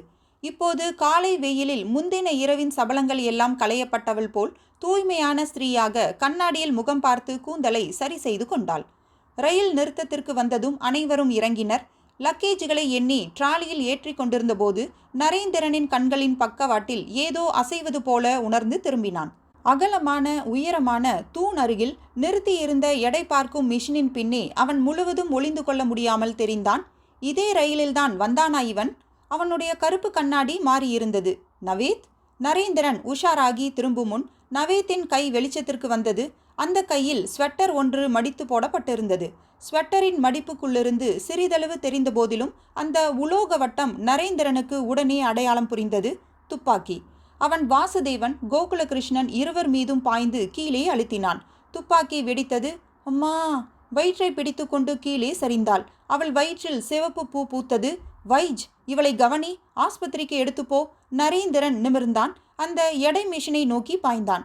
நவேத் ஓடத் துவங்கினான். திடீரென்று துப்பாக்கி வெடித்த சத்தம் மக்களை குழப்பி பரபரப்பை ஏற்படுத்தியது. அங்கங்கே மக்கள் ஓடினர். குறுக்கே நிறைய பார்சல்களுடன் குறுக்கிட்ட டிராலிகளை மோதி குப்புற விழுந்து எழுந்து நரேந்திரன் சிறு குழந்தையை இடறி பிளாட்பாரத்திலிருந்து தண்டவாளத்தில் குதித்து மறுபடியும் ஏறி பாய்ந்து அடுத்த பிளாட்பாரத்தில் ஓடினான். கூட்டத்தின் நடுவே நவேத் வெகு சுலபமாக ஓடினான். அவனை பிடியுங்கள்! நரேந்திரன் கத்தினான். ஒரு போர்ட்டர் குறுக்கே கை நீட்டி துப்பாக்கி பார்த்ததும் பதறி பின்வாங்கினான். தபால் துறையின் சிவப்பு நிற மெயில் வேனிலிருந்து இறக்கப்பட்டு கொண்டிருந்த தபால் மூட்டைகளில் இடறி அவன் ஓடினான். சரையிலென இடதுபுறம் திரும்பினான். நரேந்திரன் அதே திசையில் ஓடியபோது நவேத்தை காணவில்லை. ரயிலிலிருந்து இறங்கி போய்க் கொண்டிருந்த ஏராளமான மக்களில் அவன் சுலபமாக கலந்திருந்தான். நரேந்திரன் ஓடினான். அவனை எப்படியும் அடையாளம் கண்டுபிடித்து விடலாம் என்ற நம்பிக்கையுடன் அந்த கூட்டத்தை சுற்றி ஓடி திரும்பி பார்த்தான். நவேத்தை காணவில்லை. ரயில்வே போலீஸ் ஸ்டேஷனுக்கு ஓடினான். அங்கு தகவல்கள் தந்து அவர்களிடம் பொறுப்பை கொடுத்துவிட்டு பிளாட்பாரத்திற்கு மறுபடியும் ஓடினான். கூட்டம் கலைந்து வழிவிட ஸ்ட்ரெச்சரில் நான்சி வந்து கொண்டிருந்தாள். GH எதிரிலேயே இருக்கிறது, அங்கு அட்மிட் பண்ணுவோம், அப்புறம் வேண்டுமானால் பிரைவேட் நர்சிங் ஹோமிற்கு போகலாம் என்றான் நரேந்திரன். வைஜ், வாசுதேவனையும் கோகுலகிருஷ்ணனையும் மற்றவர்களையும் நீ நேரா நம்ம ஆபீஸிற்கு அழைத்து போ. நான் போலீஸ் விவகாரங்களை முடித்துவிட்டு வருகிறேன். ஃபினாயில் நெடியும் மூத்திர நாற்றமும் கலந்து குழப்பமாய் காற்றை அசுத்தம் செய்திருந்தன. காரிடாரின் சிமெண்ட் தரையில் சிவப்பு எச்சில் கரைகளை மிதிக்காமல் நரேந்திரன் நின்றிருந்தான். மரபெஞ்சில் உட்கார்ந்திருந்த நீலமோகனன் தலையில் கை வைத்து தாங்கி அழுது கொண்டிருந்தார். ஒற்றை போலீஸ் கான்ஸ்டபிள் தொப்பியால் விசிறி கொண்டு நின்றார். வெள்ளை உடை இறக்கை போல பறக்க டாக்டர் வெளியே வந்தார். நீலமோகனனும் நரேந்திரனும் ஒரே சமயத்தில் அவரை சூழ்ந்தனர். பிழைத்துக் கொள்வாள் என்று நினைக்கிறேன் என்றார் டாக்டர். வயிற்றில் இரைப்பையை கிழித்திருக்கிறது குண்டு. நிறைய ரத்தம் வீணாகி விட்டது. என் உடம்பிலிருந்து எத்தனை ரத்தம் வேண்டுமானாலும் எடுத்துக்கொள்ளுங்கள் டாக்டர், அவளை காப்பாற்றுங்கள். நீலமோகனனின் குரல் நடுங்கியது, கெஞ்சியது. டாக்டர் அவர் தோளில் ஆதரவாக தட்டிவிட்டு நகர்ந்தார். எனக்கு இந்த கவர்மெண்ட் ஆஸ்பத்திரி பிடிக்கவில்லை நரேன். ஏதாவது ஒரு பிரைவேட் நர்சிங் ஹோமிற்கு இவளை எடுத்து போனால்தான் காப்பாற்ற முடியும். நான் பர்மிஷன் வாங்குகிறேன் என்றான் நரேந்திரன். சற்று தயங்கிவிட்டு, சார், இன்னும் என்னிடம் நீங்கள் எதையோ மறைக்கிறீர்கள். நான்சியை சுட்டவன்தான் தெய்யனூர் கிராமத்தில் இரவில் உங்களை தாக்கியவன். உங்களுடைய தங்கச்செயினுக்காகத்தான் வந்தான் என்று நீங்க சொன்னது பச்சை பொய். இல்லை நரேன். நீலமோகனன் நரேந்திரனின் கையை பிடித்து சத்தியம் செய்தார். அவனை நான் முன்பின் பார்த்தது இல்லை. ஒருவேளை நான்சிக்கு தெரிந்தவனோ என்னவோ. உங்களுக்கு கல்யாணமாகி எத்தனை வருடங்கள் ஆகின்றன? முழுசாய் 1 வருடம்தான் ஆகியிருக்கிறது. நீ பார்ப்பது புரிகிறது. லேட் மேரேஜ் இல்லை. எனக்கு நான்சி 2வது மனைவி. முதல் மனைவி 10 வருடங்களுக்கு முன்பே இறந்துவிட்டால். குழந்தைகள் யாரும் கிடையாது எனக்கு. ஒரு வில்லேஜ் டான்ஸில் நான்சியை பார்த்தேன், பிடித்திருந்தது, கேட்டேன். அவளும் சரி என்றாள். கலப்பு திருமணம். அவளுடைய முன் கதையை பற்றி நான் அதிகம் கேட்டதில்லை. அவள் அனாதை என்று மட்டும் தெரியும். வந்தவன் பெயர் நவேத். நவேதா என்றார். நவேத் என்று ஒரு பையனை பற்றி நான்சி முன்பு சொல்லி இருக்கிறாள். அவளை கல்யாணம் செய்து கொள்ள ஆசைப்பட்டவனாம். அவளுக்கு அவனை பிடிக்கவில்லை. நவேதை பற்றி வேறு என்ன விவரம் தெரியும் உங்களுக்கு? எந்த விவரமும் தெரியாது. நீலமோகனன் தலையை இடதும் வலதுமாக ஆட்டினார். நரேந்திரன் கிணற்றிலிருந்து தான் கண்டெடுத்த பொருளை பற்றி நினைத்து கொண்டான். போலீஸ் காவல் இருக்கிறது. நீங்கள் வேண்டுமானால் இங்கு இருங்கள், அல்லது என்னுடன் வாருங்கள். நான் ஈகிள் ஐ ஆபீஸ் போகிறேன் என்று அவன் சொன்னதும் நீலமோகனன் அவன் கைகளை அழுத்தினார். இல்லை, நானும் வருகிறேன். எனக்கு வாசுதேவனை பார்க்க வேண்டும் போல் இருக்கிறது. சரி, கிளம்புங்கள். ஈகிள் ஐ அலுவலகம். நரேந்திரனின் அறையில் ஒரு ஓரமாய் லக்கேஜ் குவிக்கப்பட்டிருந்தது. நாற்காலிகளில் அவர்கள் சிதறி உட்கார்ந்திருந்தார்கள். கோகுலகிருஷ்ணன், வாசுதேவன், சகுந்தலா. 3 முகங்களிலும் எதையோ தொலைத்துவிட்ட பயம் இருந்தது. புன்னகையோ இயல்போ இல்லாமல் மூவரும் வெகு டென்ஷனுடன் மூடியை திறந்தால் பொங்கி வழிந்து விடுவார்கள் போல இருந்தார்கள். நான்சிக்கு என்ன ஆயிற்று? பிழைத்து விடுவாளாம் என்றார் நீலமோகனன். அவர்களுடைய முகங்களை உன்னிப்பாக பார்த்தார். நீங்கள் என்ன செய்து கொண்டிருந்தீர்கள் இத்தனை நேரம்? அவர்கள் மூவரும் ஒருவரை ஒருவர் பார்த்து கொண்டனர். என்ன செய்தோம்? ஒன்றும் செய்யவில்லை. ஒருத்தரோடு ஒருத்தர் பேசிக்கொள்ளக்கூட இல்லை என்றார் வாசுதேவன். எனக்கு பயமாக இருக்கிறது மோகனன். இந்த நீல மோகனன் இருக்கிற மாட்டிலும் நீ எதற்கும் பயப்படாதே என்றார் அவர். வைஜெயந்தி ஒரு ட்ரேயில் டீ கப்களை வைத்து எடுத்து வந்தால், வெல்கம் டு மெட்ராஸ். நீங்க ஸ்வாகத்தம் சொல்லும் அழகு ரொம்ப நல்லா இருக்கிறது. ஊருக்குள் நுழைந்த உடனேயே வயிற்றை பார்த்து சுடுகிறார்கள். யாரை பார்த்து சுட்டானோ பாவி. பாவம், நான்சி மாட்டிக்கொண்டாள் என்றாள் சகுந்தலா. கேரளக்காரர்களை பற்றி உங்களுக்கு தெரியாதா? குளிக்காமல் சாப்பிட மாட்டோம் என்றான் கோகுலகிருஷ்ணன் டீயை மறுத்து. எங்களுக்கு எந்த ஹோட்டலில் ரூம் போட்டிருக்கிறது? ஹோட்டல் சுகன்யாவில். டீ கூடவா சாப்பிடக்கூடாது என்று வற்புறுத்தினான் நரேந்திரன். டீ சாப்பிட்டார்கள். ஏற்கனவே உங்களில் ஒருவர் சுடப்பட்டு இருப்பதால் போலீஸில் கேட்டால் எக்ஸ்ட்ரா பாதுகாப்பிற்கு ஏற்பாடு செய்வார்கள். வேண்டாம் நரேன், நீ மட்டும் இருந்தால் போதும், வேறு எந்த செக்யூரிட்டியும் வேண்டாம் என்றார் நீலமோகனன். நாளைக்கு விழாவிற்கு மத்திய அமைச்சர் வருகிறார். அவர் ஒரு தடவை தலையாட்டிவிட்டால் டெலிவிஷன் சீரியல் உடனே காசு கொடுக்கும் என்கிறார்கள். அவர் வரும்போது ஆடாமல் இருப்பது மடத்தனம் என்பதால்தான் திணறுகிறேன். இல்லை என்றால் மூட்டையை கட்டிக்கொண்டு கேரளா பக்கம் போய்விடுவோம். நானும் அதேதான் யோசித்து கொண்டிருந்தேன் என்றான் வாசுதேவன். நாம் இந்த விழாவில் பங்கு பெற்றுத்தான் ஆக வேண்டுமா சார்? பயப்படாதே வாசு, நரேன் இருக்கிறான். இருந்தாலும் இதோ பார், இதுதான் மெட்ராஸில் லாஸ்ட் ப்ரோக்ராம். அதற்கப்புறம் டெலிவிஷன் ரெக்கார்டிங், அப்புறம் அமெரிக்கா. இன்றைக்கு போய் மனம் தளர்ந்தால் என்ன ஆவது? எத்தனை லட்சங்கள் இன்வால்வ் ஆகியிருக்கிறது என்று தெரியாதா உனக்கு? லட்சங்களை பற்றியே பேசுங்கள். எங்கள் உயிருக்கு உத்தரவாதம் யாரால் தர முடியும் வாசு? ரோட்டோரம் நின்று பஜ்ஜி சாப்பிட்டு கொண்டிருந்தவன் பேரில் லாரி ஏறி கூட செத்து போயிருக்கிறான். Calm down, calm down. Neelamohanan சற்று அதிகாரமும் சற்று கெஞ்சலும் குலைந்த குரலில் அழுத்தமாக பேசினார். நரேந்திரன் புறம் திரும்பினார். நரேன், ஒரு டாக்ஸிக்கு சொல்லிவிடு, எல்லோரும் ஹோட்டலுக்கு போய்விடுவோம். அத்தியாயம் 7. ஹோட்டல் சுகன்யா. முதல் மாடியில் வரிசையாக 3 அறைகள் எடுக்கப்பட்டு இருந்தன. எண் 15 கோகுலகிருஷ்ணன் சகுந்தலா, எண் 16 நரேந்திரன் வைஜெயந்தி, எண் 17 நீலமோகனன் வாசுதேவன். டாக்டர் ராதாகிருஷ்ணன் சாலையில் இருந்தது ஹோட்டல். சுற்றிலும் உயரமான வேறு கட்டிடங்கள் இல்லாததால் காற்று சிறப்பாக வந்தது. தன்னுடைய அறையில் இருந்த இருபுறமும் இருந்த அறைகளுக்கு போகும் வண்ணம் பால்கனியில் வசதி இருப்பதை நரேந்திரன் கவனித்திருந்தான்.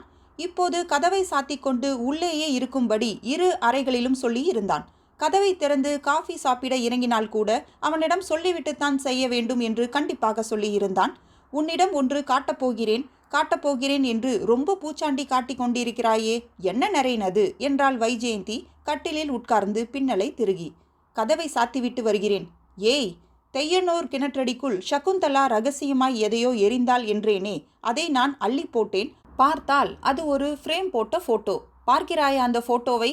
கண்ணாடியை அகற்றி அந்த போட்டோவை மட்டும் தனியே எடுத்தான் நரேந்திரன். புகைப்படத்தை வைஜெயந்தி பார்த்தாள். ஸ்டூடியோ அல்லது ஒரு வீட்டின் முகப்பறையில் எடுக்கப்பட்டிருந்தது படம். மெல்லிய சிகப்பு திரையை பிரித்து ஜோடியாக நின்றிருந்தவர்களில் பெண்ணை அவளுக்கு உடனே அடையாளம் தெரிந்தது. சிகப்பும் நீலமும் கருப்பும் கலந்த வினோதமான நவீன உடையில் கால்களில் சிகப்பு ஷூக்கள் போட்டு நின்றிருந்தவள் நான்சி. சற்றே வெட்கம் பூத்த விழிகளுடன் அவள் திரும்பி பார்க்க, அவள் தோளில் கை ஊன்றி நின்றிருந்த இளைஞன் அவளுக்கு புதிதாய் இருந்தான். பிரவுன் நிற தொப்பி அணிந்து சிகப்பு பனியனும் நீல பேண்ட்டும் ஸ்போர்ட்ஸ் ஷூக்களும் ஷிம்லா கண்ணாடியும் அவன் முகத்தில் இருந்தது. என்ன சந்தோஷமா வியப்பா என்று புரியவில்லை. யார் நரேன் இது? இது ஸ்டூடியோவில் எடுக்கப்பட்ட படம். பின்னால் பாலாஜி ஸ்டூடியோ சென்னை 14 என்று போட்டிருக்கிறது பார். ஒரு ரப்பர் ஸ்டாம்ப். அங்கே போனால் ஏதாவது விவரம் கிடைக்கலாம். ஏன் நான்சியை கேட்டால்? நான் படத்தை கண்டுபிடித்தது அவளுக்கு தெரிய வேண்டாம். எதற்காக கல்லறை ரகசியமாக அதை தூக்கி போட்டாள் என்று நானே கண்டுபிடித்தால் இன்னும் நல்லது. வைஜெயந்தி அந்த புகைப்படத்தை தன் ஹேண்ட்பேக்கில் போட்டுக்கொண்டு கிளம்பினாள். ஜாம் பஜார் வீதியில் இருந்தது பாலாஜி ஸ்டூடியோ. கண்ணாடிக்குள்ளிருந்து ஒட்டப்பட்டிருந்த ராஜஸ்ரீ, காஞ்சனா, மஞ்சுளா போன்ற நடிகைகளின் கருப்பு வெள்ளை புகைப்படங்கள் ஸ்டூடியோவின் வயதை சூசகமாக தெரிவித்தன. பாஸ்போர்ட் போட்டோ 1 மணி நேரத்தில் எடுத்து தரப்படும் என்று போர்டு வைத்த மேஜைக்கு பின்னே உட்கார்ந்து நெகட்டிவ்களை டச்சப் பண்ணி கொண்டிருந்த வழுக்கையர் நிமிர்ந்தார். எஸ் என்றார். வைஜெயந்தி தன்னிடமிருந்த ஈகிள் ஐ விசிட்டிங் கார்டை முதலில் நீட்டினாள். நீங்கள் வைஜெயந்தி? ஆமாம். அடியேன் உங்களுக்கு ஏதாவது ஹெல்ப் பண்ண முடியுமா? அதற்குத்தான் தேடி வந்திருக்கிறேன். வைஜெயந்தி அந்த புகைப்படத்தை எடுத்து அவர் மேஜை மேல் வைத்தாள். யார் இவர்கள் தெரியுமா? பெயர்களை வேண்டுமானால் கண்டுபிடிக்கலாம். ரெஜிஸ்டரிலிருந்து போட்டோவை திருப்பி பார்த்து அதில் குறிப்பிட்டிருந்த வரிசை எண்ணை வைத்து பில் புக்கை கண்டுபிடித்து நான்சி, கேரளா என்று இருக்கிறது என்றார். அந்த ஆளுடைய பெயர்? டாக்ஸியில் வந்து இறங்கினார்கள். டாக்ஸி வெயிட்டிங்கில் இருந்தது. இருவரும் லவ்வர்ஸ் போல் இருந்தார்கள். ஒருவரை பார்த்து ஒருத்தர் அசட்டு சிரிப்பு சிரித்துக்கொண்டு, அவன் வைத்திருப்பது பொய் மீசை. பொய் மீசையா? ஆமாம், உங்களுக்கு மீசை வைத்தால்தான் நன்றாயிருக்கும் என்று அவனிடம் சொன்னால் இந்த மீசையை ஒட்ட வைத்தாள். தலையில் தொப்பியை மாட்டினால், கண்ணாடியை மாட்டிவிட்டாள். இப்போதுதான் அழகாக இருக்கிறீர்கள்.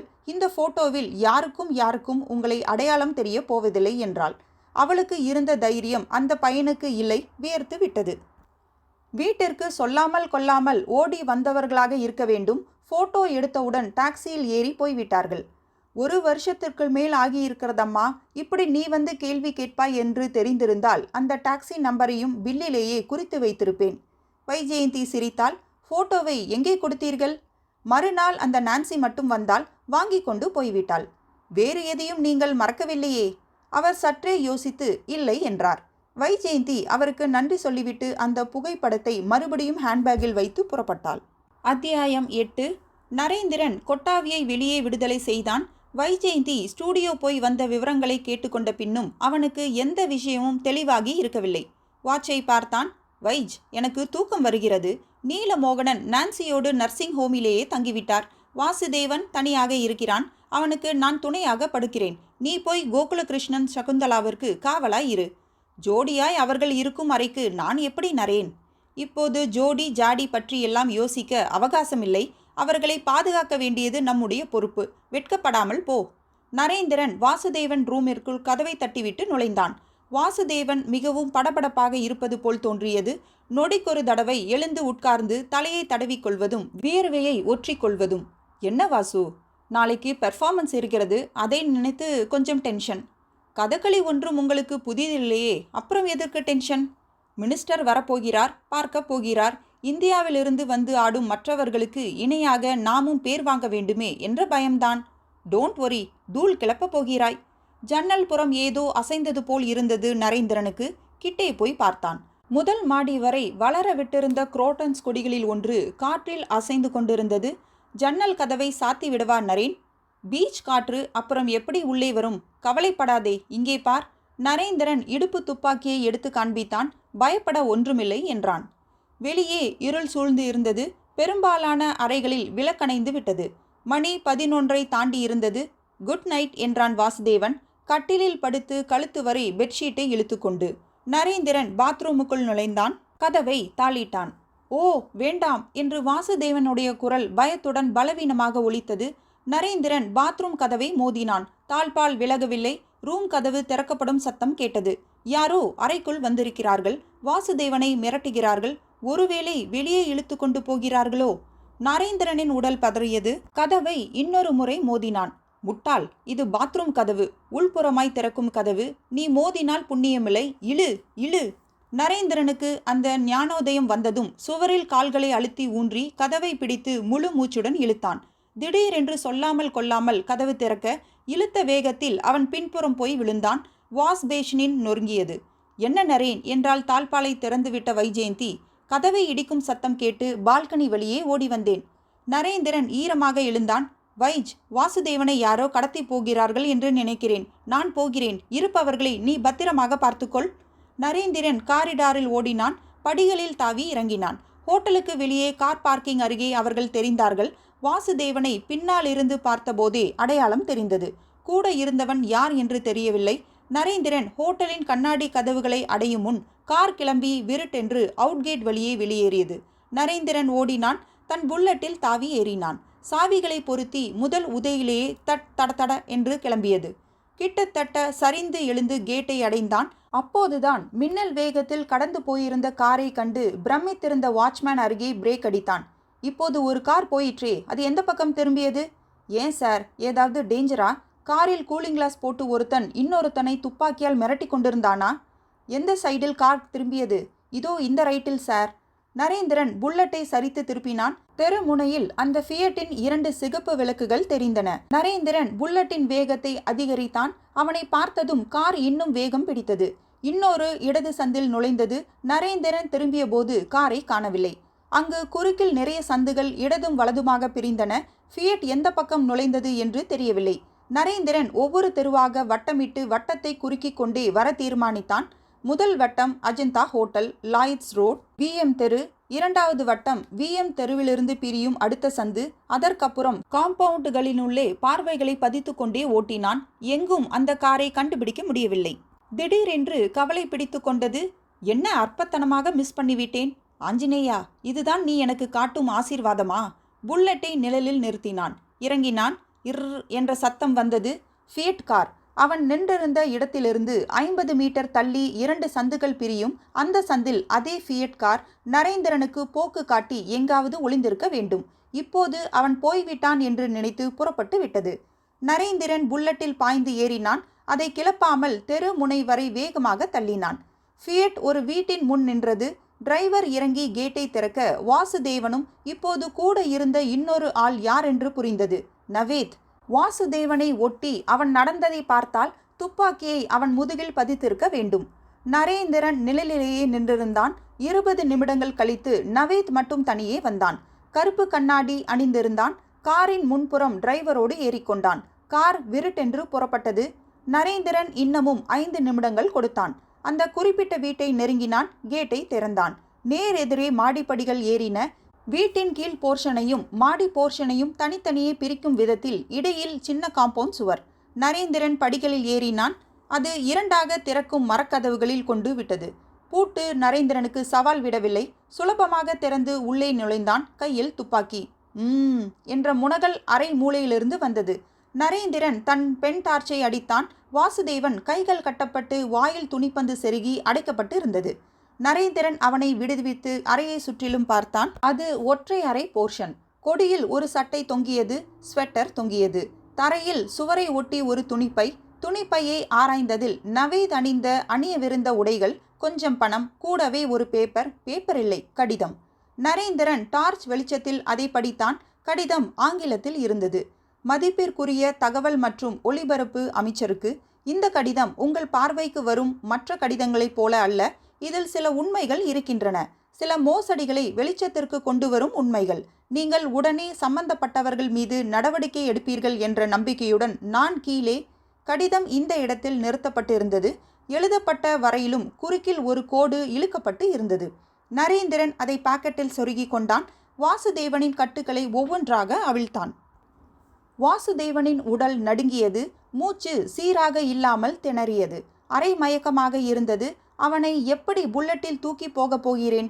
நரேந்திரன் அவனை அள்ளி கொண்டு வெளிப்பட்டான். கதவை பழையபடி சாத்தி பூட்டிவிட்டு இறங்கினான். புல்லட் இருந்த இடம் வரை நடத்தி வந்ததில் வாசுதேவனுக்கு சற்று தெளிவு பிறந்திருந்தது.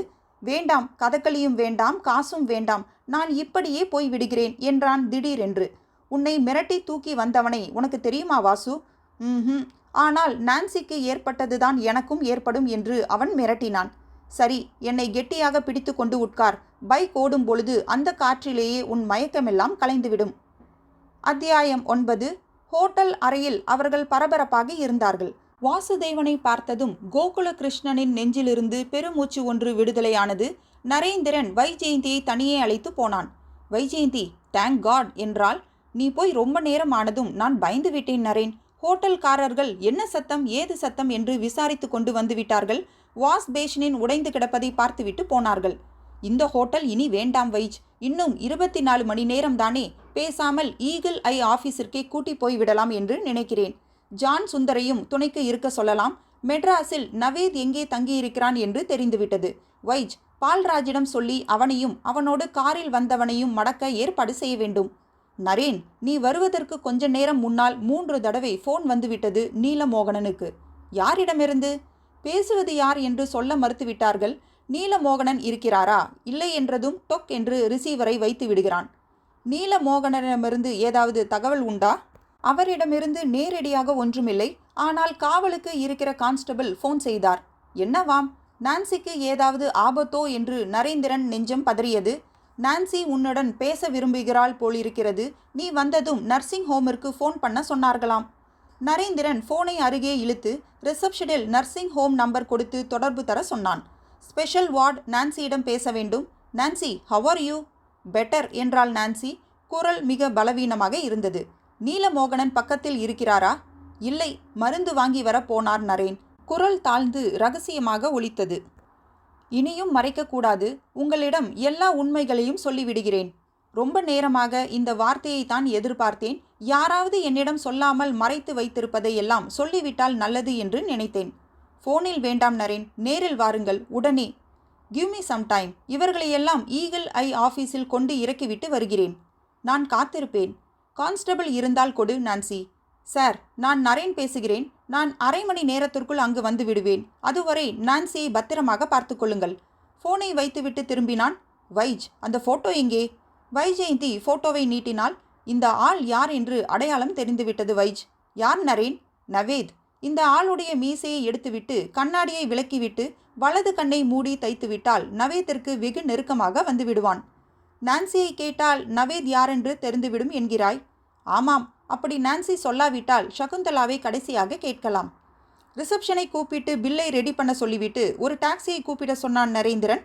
எல்லோரையும் ஈகிள் ஐ ஆஃபீஸில் விட்டுவிட்டு பால்ராஜிற்கு 2 ஃபோன்கள் செய்துவிட்டு நரேந்திரன் புல்லட்டை எஸ்ஜே நர்சிங் ஹோமை நோக்கி திருப்பினான். நர்சிங் ஹோமில் அந்த நேரத்தில் உள்ளே விட மறுத்த வாட்ச்மேனிடம் தான் யார் என்று விளக்கி சொல்லி கதவு திறக்க வைத்தான். ஆஸ்பத்திரி அமைதியாக இருந்தது. நரேந்திரனின் ஷூக்கள் மட்டும் தனியே ஒலி எழுப்புவது போல் இருந்தது. ஸ்பெஷல் வார்டு முதல் மாடியில் இருந்தது. நரேந்திரன் 3 படிகள்தான் ஏறியிருப்பான். அப்போது அந்த சத்தம் கேட்டது. சிலீர் என்று பாட்டில் ஒன்று கீழே விழுந்து நொறுங்கும் சத்தம். உடனே இன்னொரு கண்ணாடி நொறுங்கும் சத்தம். ஐயோ என்று ஒரு கூச்சல். நீலமோகனனுடைய குரல். நரேந்திரன் படிகளை தாவி ஏறினான். எங்கிருந்தோ 2 நர்ஸ்கள் உற்பத்தியாகி நரேந்திரனின் பின்னே தபதப என்று ஓடி வந்தார்கள். ஸ்பெஷல் வார்டிலிருந்து கான்ஸ்டபிள் பரபரப்பாக வெளியே ஓடி வந்து நேரே நரேந்திரனின் மீது மோதினார். என்ன ஆயிற்று?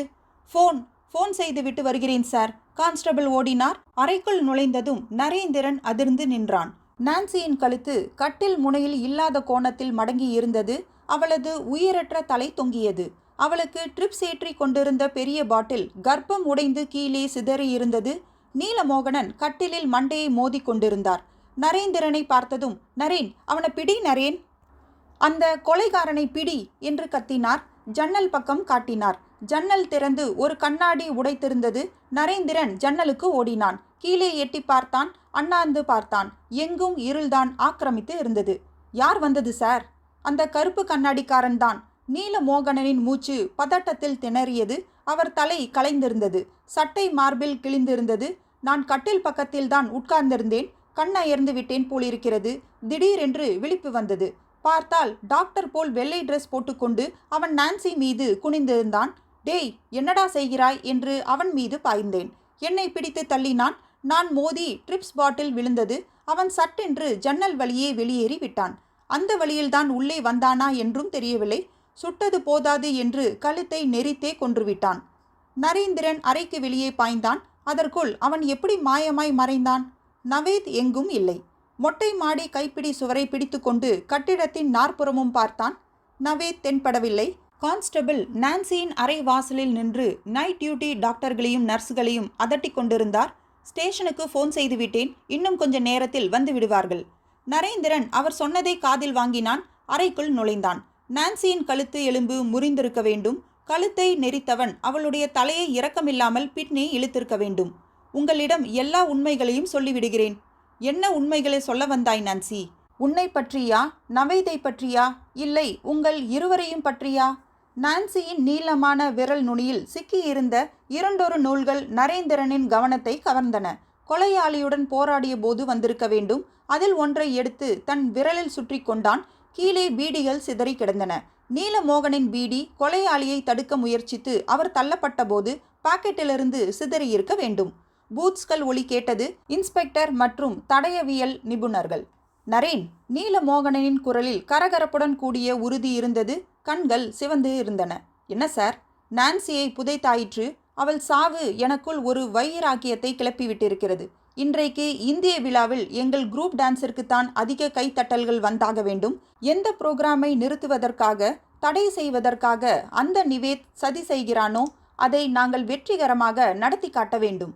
வைஜெயந்தி சகுந்தலாவை தனியே பால்கனிக்கு அழைத்து போயிருந்தால் அந்த போட்டோவை அவளிடம் எடுத்து நீட்டினாள்.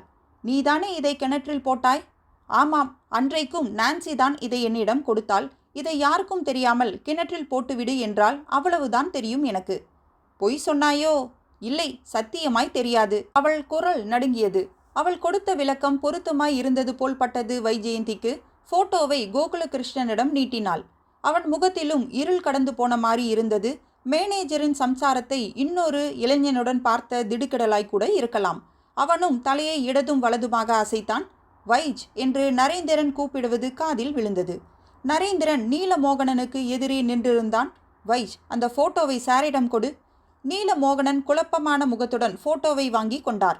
நான்சியுடன் இருப்பது யார் தெரிகிறதா சார்? நவேத். அவருடைய முகத்தில் கன்னத்து தசை தனியே துடித்தது. இப்பொழுதும் அவனை பற்றி உங்களுக்கு எதுவும் தெரியாது என்று அடம்பிடிக்கப் போகிறீர்களா? நீலமோகனன் நரேந்திரனின் மேஜை மீது தலையை கவிழ்த்து கொண்டார். நீங்கள் முழு உண்மையை சொல்லாத நிலையில் நான் எப்படி சார் உங்களோடு ஒத்துழைக்க முடியும்? நீலமோகனன் நிமிர்ந்தார். நரேந்திரனின் கண்களை பார்க்காமல் பேசினார். நான் கல்யாணம் செய்து கொள்வதற்கு முன்னால் நான்சிக்கு வேறு யாருடனோ தொடர்பு இருந்தது என்று எனக்கும் லேசு பாசாக தெரியும். ஆனால் அதை பற்றி நான் எதுவும் அவளிடம் கேட்டதில்லை. அவளும் சொன்னதில்லை. எங்கள் மையலி குரூப்பிற்கு நிறைய புரோகிராம்கள் வந்ததும் பொறாமைப்பட்டவர்களில் அவனும் ஒருத்தன். நீ நிறையத்தான் சம்பாதிக்கிறாயே, எனக்கும் கொடு என்று நான்சியை நச்சரிக்க ஆரம்பித்தான். ஒரு ஸ்டேஜில் நான்சி என்னை கூப்பிட்டு எல்லா உண்மைகளையும் சொல்லிவிட்டாள். அதற்கப்புறம் அவனை நானே டீல் செய்து கொள்கிறேன் என்றேன். முதலில் 10,000 கொடுத்தேன். அவனுக்கு திருப்தி வரவில்லை. மறுபடியும் கேட்டான். என்னை பற்றியும் நான்சியை பற்றியும் இந்த ஊருக்கெல்லாம் சொல்லிவிடுவேன் என்று மிரட்டினான். மெட்ராஸில் புரோகிராம் எப்படி நடக்கும் பார்க்கிறேன் என்று சவால் விட்டான். அதனால்தான் உன்னை எங்கள் பாதுகாப்பிற்கு கூப்பிட்டேன். இத்தனை நாள் ஏன் மறைத்தீர்கள்?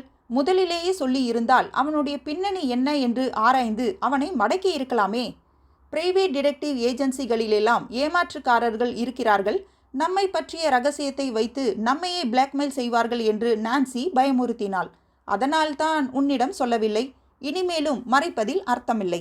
நவேத்தை பற்றி வேறென்ன தெரியும் உங்களுக்கு? அவன் எங்களை நிழல் போல துரத்தி கொண்டிருந்தான்.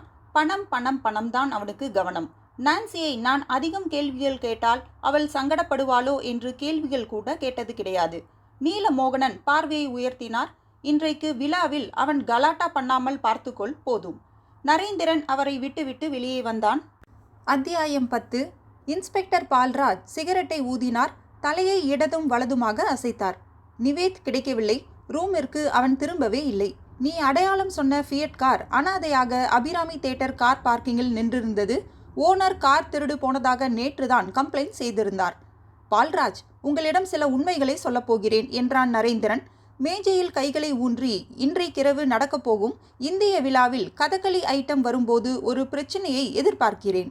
வாசுதேவன், கோகுலகிருஷ்ணன் இருவரை பற்றியும், நீலமோகனனின் மனைவியாயிருந்த நான்சியை பற்றியும், அவர்களை துரத்தி கொண்டிருந்த நவேத் பற்றியும் விவரமாக சொன்னான். நவேத் வாசுதேவனை கடத்தி போன பின் ஹோட்டலுக்கு நீலமோகனனுக்கு 2-3 முறை போன் வந்தது என்றார். அந்த நேரத்தில் அவர் ஆஸ்பத்திரியில் இருந்ததால் பேசவில்லை. போன் செய்தது நவேதாகத்தான் இருக்க வேண்டும். வாசுதேவனை காட்டி பணம் பறிக்க நினைத்திருப்பான். அது முடியாமல் போனதும் போலீஸ் காவலை மோப்பம் பிடித்து ரூமிற்கே திரும்பாமல் இருந்து விட்டான். திறந்த வெளி அரங்கம், ஆயிரக்கணக்கில் ஆட்கள் கூட போகிறார்கள். அதில் அவனும் இருக்கலாம். அதனால் செக்யூரிட்டியை கொஞ்சம் உஷார்படுத்த வேண்டும். சென்ட்ரல் மினிஸ்டர் வருகிறார் என்பதால் ஏற்கனவே ஹெவி செக்யூரிட்டி போட்டிருக்கிறோம். நவேதிற்கு வலது கண் கிடையாது பால்ராஜ். அந்த அடையாளத்துடன் யாரையும் உள்ளே விட வேண்டாம் என்று சொல்லுங்கள். நடக்கிற காரியமா நரேன்? கூலிங் கிளாஸ் போட்டு இருக்கிறவர்களை எல்லாம் கண்ணாடியை கலற்றி காட்ட சொன்னால் ரகளையாகிவிடும். ஆடியன்ஸ் பக்கம் செக்யூரிட்டி எப்படியோ, ஆர்டிஸ்ட் தங்கும் மேடை பகுதியிலாவது ஸ்ட்ரிக்டாக இருக்கலாம் பால்ராஜ். ஒவ்வொருவருக்கும் ஒரு அடையாள அட்டை கொடுத்து அதை காட்டினால்தான் உள்ளே வரலாம், வெளியே போகலாம் என்று ஏற்பாடு செய்யலாம். குட் ஐடியா என்றார். அப்புறம் நீ கேட்ட விவரங்களையும் இன்று இரவுக்குள் ஃபாரன்சிக் லேபில் சொல்லிவிடுவார்கள். எழும்பூர் நேரு ஸ்டேடியம். சினிமா நட்சத்திரங்கள் பங்கு கொள்ளும் விழா என்பதாலோ என்னவோ கூட்டம் நெறித்தது. மேடைக்கு போகும் வழியில் ஒரு கான்ஸ்டபிள் நிறுத்தப்பட்டார். வெவ்வேறு குழுக்களுக்கு தனித்தனி மேக்கப் ரூம்கள் தர வசதி இல்லாத காரணத்தால் விழாவில் பங்கேற்க வந்த குழுவினருக்கு பின்புறம் தற்காலிக கூடாரங்கள் அமைக்கப்பட்டிருந்தன. மேடைக்குள் பிரவேசிப்பதற்கும் வெளியேறுவதற்கும் பிரத்யேக அடையாள அட்டை முக்கியமானவர்களுக்கு மட்டும் தரப்பட்டிருந்தது. நரேந்திரன் சுறுசுறுப்பாக இருந்தான். குழுக்களுக்காக ஒதுக்கப்பட்டிருந்த கூடாரங்கள் இருந்த சிறிய மைதானத்தில் தனி கேட் இருந்தது. அதன் வாசலில் நின்றிருந்தான். ஒரு நீல நிற வேன் வந்து நின்றது. அதிலிருந்து ஒருவன் இறங்கினான். மையலி குரூப் நீலமோகனனை பார்க்க வேண்டும். நெற்றியில் சந்தன கீற்று, வேஷ்டி, சட்டை. யார் நீ? கதகளி டான்ஸிற்கு மியூசிக் வாசிக்க வேண்டியவர்கள். வெயிட் ஹியர் என்றான் நரேந்திரன். நீலமோகனனை கூப்பிட்டான். சாரே நமஸ்காரம். இவ்வளவு லேட்டாகவா வருவது என்றார் நீலமோகனன். வேனிற்குள் ஏறி அவர் குழுவிற்கு வாத்தியம் வாசிப்பவர்களை மட்டும் அடையாளம் காட்டி இறங்க சொன்னார். ஒவ்வொருத்தருக்கும் உடனடியாக அடையாள அட்டை கொடுக்கப்பட்டது. வாசுதேவன், கோகுலகிருஷ்ணன் சாரெல்லாம் நோக்கலாமா சார்? நீலமோகனனின் முகம் கோபமானது. அதெல்லாம் யாரையும் நோக்க வேண்டாம், மேடையில் பார்த்து கொள்ளலாம். அவர்கள் மேக்கப் போட்டு கொண்டிருக்கிறார்கள். 7 மணிக்கு முதல் ஐட்டமாக பரதநாட்டியம் துவங்கியது. நரேந்திரன் கூடாரத்திற்கு திரும்பினான். வாசுதேவனும் கோகுலகிருஷ்ணனும் கீழே படுத்திருந்தார்கள். அவர்கள் முகத்தில் எண்ணெய் பூசி பெயிண்ட் பூசப்பட்டு கொண்டிருந்தது. அசையாமல் கொள்ளாமல் என்ன கொடுமை இது என்று நினைத்தாள் வைஜெயந்தி. நீலமோகனன் ஓரிடத்தில் உட்காராமல் மிகவும் டென்ஷனாக இங்கும் அங்கும் நகர்ந்து கொண்டிருந்தார். வாசுதேவனின் உடலில் மெல்லிய நடுக்கம் இருப்பதாக நரேந்திரனுக்கு தோன்றியது. நீலமோகனன் என்பவர் யார்? கூடாரத்து வாசலில் குரல் கேட்டது. கான்ஸ்டபிள் ஒருவர் நின்றிருந்தார். நான் தான். உங்களை தேடிக்கொண்டு யாரோ வந்திருக்கிறார்கள். நான் போய் பார்க்கிறேன் என்றான் நரேந்திரன். நீலமோகனனுக்கு நிறைய வியர்த்து விட்டது. வேண்டாம் நரேன், இவர்களுக்குத்தான் காவல் முக்கியம். நீ இங்கேயே இரு, நான் போய் பார்த்துவிட்டு வருகிறேன். அவர் வேகமாக வெளியேறினார். வாசுதேவன் கண்களை மட்டும் சுழற்றினான். அவன் நிச்சயம் பயந்திருந்தான் என்று தோன்றியது. நரேந்திரன் கூடாரத்து வாசலில் நின்று நீலமோகனனை பார்வையால் தொடர்ந்தான். கேட்டுக்கு வெளியே ஒரு டாக்ஸி நின்று இருந்தது. நீலமோகனன் குனிந்து பார்த்துவிட்டு பின் கதவை திறந்து டாக்ஸிக்குள் ஏறினார். டாக்ஸியில் அவர் குழுவுக்கு மியூசிக் வாசிக்கிறவன், லைட்டிங் செய்பவன் யாராவது வந்திருக்கக்கூடும். அடையாளம் புரிந்து கொள்ள அவர் ஏறுகிறார் என்று அவன் நினைத்தான். ஒரு முழு நிமிடம் கழித்து டாக்ஸி கதவு திறந்தது. நீலமோகனன் இறங்கினார். பின்னாலேயே கருப்பு பர்தா போட்டு உடலும் முகமும் மறைத்து ஒருத்தி இறங்கினாள். நீலமோகனன் கேட்டில் இருந்த கான்ஸ்டபிளிடம் சொல்லி அவளுக்கும் ஒரு அடையாள அட்டை அவருடைய உத்தரவாதத்தின் பெயரில் வாங்கினார். கூடாரத்தை நோக்கி நடந்து வந்தார். ஜல் ஜல் என்று கொலுசு முதலில் சப்தமிட்டது. உடை முழுக்க மூடியிருந்தாலும் அந்த பெண் உடம்பை நெளித்து நெளித்து உருட்டி உருட்டி வெகு ஸ்டைலாக நடந்து வந்தது தெரிந்தது. நரேந்திரனின் அருகில் வந்ததும் மிஸ் பமீலா என்றார் நீலமோகனன். கதகளி பற்றி ஆராய்ச்சி செய்து கொண்டிருக்கிறது. நம் புரோகிராம்கள் எதையும் மிஸ் பண்ணாது. நரேந்திரன் கைகளை கூப்பினான். அந்த பெண்ணின் கைகள் கருப்பு துணிக்கு வெளியே வந்தன, கூப்பின. வளையல்கள் சிலுங் என்று சப்தம் ஏற்படுத்தியது. இவளை ஆடியன்ஸில் முதல் வரிசையில் உட்கார வைத்துவிட்டு வருகிறேன் என்றார் நீலமோகனன். பின்னலகை உருட்டி உருட்டி அந்த பெண் நீலமோகனனுடன் நடந்து போனாள். அவர்கள் பார்வையிலிருந்து மறைந்ததும் நரேந்திரன் வைஜெயந்தியை பார்வையாலேயே அழைத்தான். வைஜ், ரொம்ப கவனமாக இவர்களை பார்த்துக்கொள், நான் இதோ வந்து விடுகிறேன். அதற்குள் நீலமோகனனும் அந்த பெண்ணும் எங்கே போனார்கள் என்று தெரியவில்லை. நரேந்திரன் நடையில் சற்று வேகம் காட்டினான். மேடையின் பின்புறம் இருந்த கேட்டை நெருங்கி தன் அடையாள அட்டையை காட்டினான். நுழைந்தான். தீம் தரிகிட தரிகிட தரிகிட என்று நட்டுவாங்கம் ஒலித்து கொண்டிருக்க, பின்னால் பம்பர சாட்டை போல் சுழன்று அடிக்க ஒரு பெண் பாதம் ஆடிக்கொண்டிருந்தது. சிகப்பு, மஞ்சள், நீலம், மஞ்சள், நீலம் என்று வர்ணங்கள் மாறி மாறி அவள் மீது வெளிச்சம் அடித்து கொண்டிருந்தன. நரேந்திரன் முதல் வரிசையை, 2வது வரிசையை, 3வது வரிசையை பார்த்தான். அந்த பெண்ணை காணவில்லை. கான்ஸ்டபிளிடம் விசாரித்த போது எந்த முஸ்லிம் பெண்ணும் சமீபத்தில் அந்த வாசல் வழியே அனுமதிக்கப்படவில்லை என்றார். நரேந்திரன் வந்த வழியில் திரும்பினான். கூடாரத்திற்கு ஓடினான். மேக்கப் முழுவதும் மும்முரமாய் நடந்து கொண்டிருக்க அங்கேயும் நீலமோகனனை காணவில்லை. வைஜெயந்தி மண் தரையில் விரலால் எழுதி கொண்டிருந்தாள். நவேத். நரேந்திரன் அந்த எழுத்துக்களை பார்த்தான். அவன் மண்டைக்குள் மின்னல் வெடித்தது. இது ஏன் எனக்கு தோன்றாமல் போயிற்று? ஓடினான். கதகளியின் இசைக்குழு இருந்த கூடாரத்திற்குள் நுழைந்து ஜெண்டை வாசிப்பவனை கூப்பிட்டான். வாசுதேவனை பார்க்க வேண்டும் என்றாயே, வருகிறாயா? ஓ. அவன் சந்தோஷத்துடன் நரேந்திரனை தொடர்ந்தான். அவனை பார்த்ததும் கோகுலகிருஷ்ணனின் விழிகள் விரிந்தன. வாசுதேவனிடம் எந்த சலனமும் இல்லை. வைஜெயந்தி நிமிர்ந்து பார்த்தாள். வாசுதேவன் எவ்விட என்றான் ஜெண்டை. இங்கே இல்லை. இல்லையே, கோகுலகிருஷ்ணனைத்தான் ஞான் அறியும். சரி, நீ வா. அவனை தரதரவென்று இழுத்து கொண்டு போய் அவன் கூடாரத்திலேயே விட்டுவிட்டு நரேந்திரன் அந்த பிரதேசத்தை பார்வையால் மேய்ந்தான். அங்கங்கே கூடாரங்கள் இருக்க அவற்றிற்கு மிகுந்த வெளிச்சம் பாய்ச்சி கொண்டு மேலே வெள்ள விளக்குகள். ஆனால் கூடாரங்களின் பின்னே சிறிய இடைவெளி விட்டு இருந்த மரங்கள் அருகே வெளிச்சம் தோய்ந்திருந்தது. நரேந்திரன் அந்த பக்கம் ஓடினான். அதோ 2 மரங்களின் நடுவில் குறுக்காக அவள் கிடந்தாள். கருப்பு பர்தா போட்ட பெண்மணி. நரேந்திரன் அவளை புரட்டினான். நெஞ்சிலிருந்து துருத்தி இருந்த கத்தி சிவப்பாகி இருந்தது. இரத்தம் கருப்பு உடையையும் கரைப்படுத்தி கொண்டிருந்தது. நரேந்திரன் முகத்து துணியை விலக்கினான். அவன் எதிர்பார்த்தபடியே நவேத். மூச்சு திணறி திணறி வந்து கொண்டிருந்தது. ஒற்றை கண் நரேந்திரனை களைப்போடு பார்த்தது. நீலமோகனன், ஒளிந்திருக்கும் இடத்தை விட்டு வெளியே வாருங்கள். நரேந்திரன் ரகசியமாக கூப்பிட்டான். அசையாதே என்றார் நீலமோகனன். ஒரு மரத்தின் பின்னிருந்து உருவாகி அவர் கையில் ஒரு துப்பாக்கி இருந்தது. நரேந்திரன் 2 கைகளையும் உயர்த்தினான். தாழ்வான கிளை ஒன்று கைகளில் தட்டுப்பட்டது. நீலமோகனனின் முகம் அந்த அரைகுறை வெளிச்சத்தில் கதகளியாடியது. பயம், ருத்ரம், இயலாமை, குழப்பம் என்று அத்தனை ரகங்களும் அவர் முகத்தில் நிழலாடின. நரேந்திரன் 2 கைகளாலும் கிளைகளை பற்றி திடீரென்று கால்களை உயர்த்தி காற்றில் ஊஞ்சலாடி அவர் நெஞ்சை 2 கால்களாலும் உதைப்பான் என்று அவர் எதிர்பார்க்கவே இல்லை. அவர் அப்படியே பல்ட்டி அடித்து மல்லார்ந்தார். அத்தியாயம் 11. நரேந்திரன் வைஜெயந்தியின் கைகளை பற்றி குலுக்கினான். கடைசி நிமிடத்தில் எனக்கு க்ளூ கொடுத்தது நீதான் என்றான். என்ன சொல்லுகிறாய் நரேன்? நவேத் என்று எழுதினாயோ? இங்கிலீஷில் எழுத்துக்களை வலமிருந்து படி. தேவன், தேவன், வாசுதேவன். நவேத், சாரி, தேவன் எப்படி இருக்கிறான் நரேன்? பிழைத்து கொண்டான். அவனிடமும் கோகுலகிருஷ்ணனிடமும் விசாரித்ததையெல்லாம் வைத்து கதையை நான் உருமாறி அமைத்துவிட்டேன். சொல்லட்டுமா? சொல்லுப்பா என்றார் இன்ஸ்பெக்டர் பால்ராஜ் சிகரெட் புகையை நீலமோகனனின் பக்கம் ஊதி. 2 கைகளையும் சேர்த்து விலங்கு மாட்டிய நிலையில் நீலமோகனன் தன் இருக்கையில் நெளிந்தார். நீலமோகனன் நான்சியை கல்யாணம் செய்து கொண்ட போதே இவ்வளவு வயது வித்தியாசம் இருக்கிறதே என்று யோசித்திருக்க வேண்டும். நான்சிக்கு சாதாரணமாகவே சபல உடம்பு. மையலி குரூப்பில் கதகளியில் எக்ஸ்பர்ட்டாக இருந்த வாசுதேவன் அவளுக்கு ரொம்ப பிடித்தவனானான். ஆரம்பத்தில் அரசல் பொரசலாக இருந்து ஓரளவிற்கு வெளியாகி காதலாகி விட்டது. இருவரும் திருட்டுத்தனமாய் போய் போட்டோ எடுத்து கொள்கிற வரைக்கும் போய்விட்டது. அந்த போட்டோவை சகுந்தலாவிடம் கொடுத்திருந்தாள் நான்சி. அவ்வப்போது ரகசியமாய் போய் பார்ப்பதோடு சரி. வாசுதேவன், கோகுலகிருஷ்ணன் இவர்களுடைய கதகளி நாட்டியம் கிடுகிடுவென பிரபலமானது. டெல்லி தூர்தர்ஷனின் ₹1,00,000 ஸ்பான்சர் பண்ணுகிறவர்களுடன் கான்ட்ராக்ட் போட்டாயிற்று. வெளிநாடுகளில் எல்லாம் போய் நிகழ்ச்சிகளில் கலந்து கொள்ள இன்னொரு புறம் கையெழுத்து போட்டாயிற்று. மையலி குரூப்பின் மேனேஜர் என்ற முறையில் கான்ட்ராக்டில் கையெழுத்து போட்டதெல்லாம் நீலமோகனன் தான். இந்த நிலைமையில் அவருடைய கவனத்திற்கு நான்சியின் கள்ளக்காதல் வந்தது. கோபமெல்லாம் வாசுதேவன் மீது திரும்பியது. குடித்துவிட்டு அவனுடன் சண்டை போட்டார். அதில் பாட்டிலை உடைத்து அவன் முகத்தில் குத்தியதில் அவனுடைய வலது கண்ணில் பட்டு விழி கிழிந்து விட்டது. ஒரு கண் குருடாகிவிட்டது. கதகளியில் முக்கியமான அங்கமே கண்தான். ஒரு கண் இல்லாமல் வாசுதேவனால் இனிமேல் கதகளி ஆட முடியாது. அப்படியானால் தூர்தர்ஷன் கான்ட்ராக்ட், வெளிநாட்டு புரோகிராம்கள். நீலமோகனனுக்கு அத்தனை பணத்தையும் இழக்க மனம் வரவில்லை.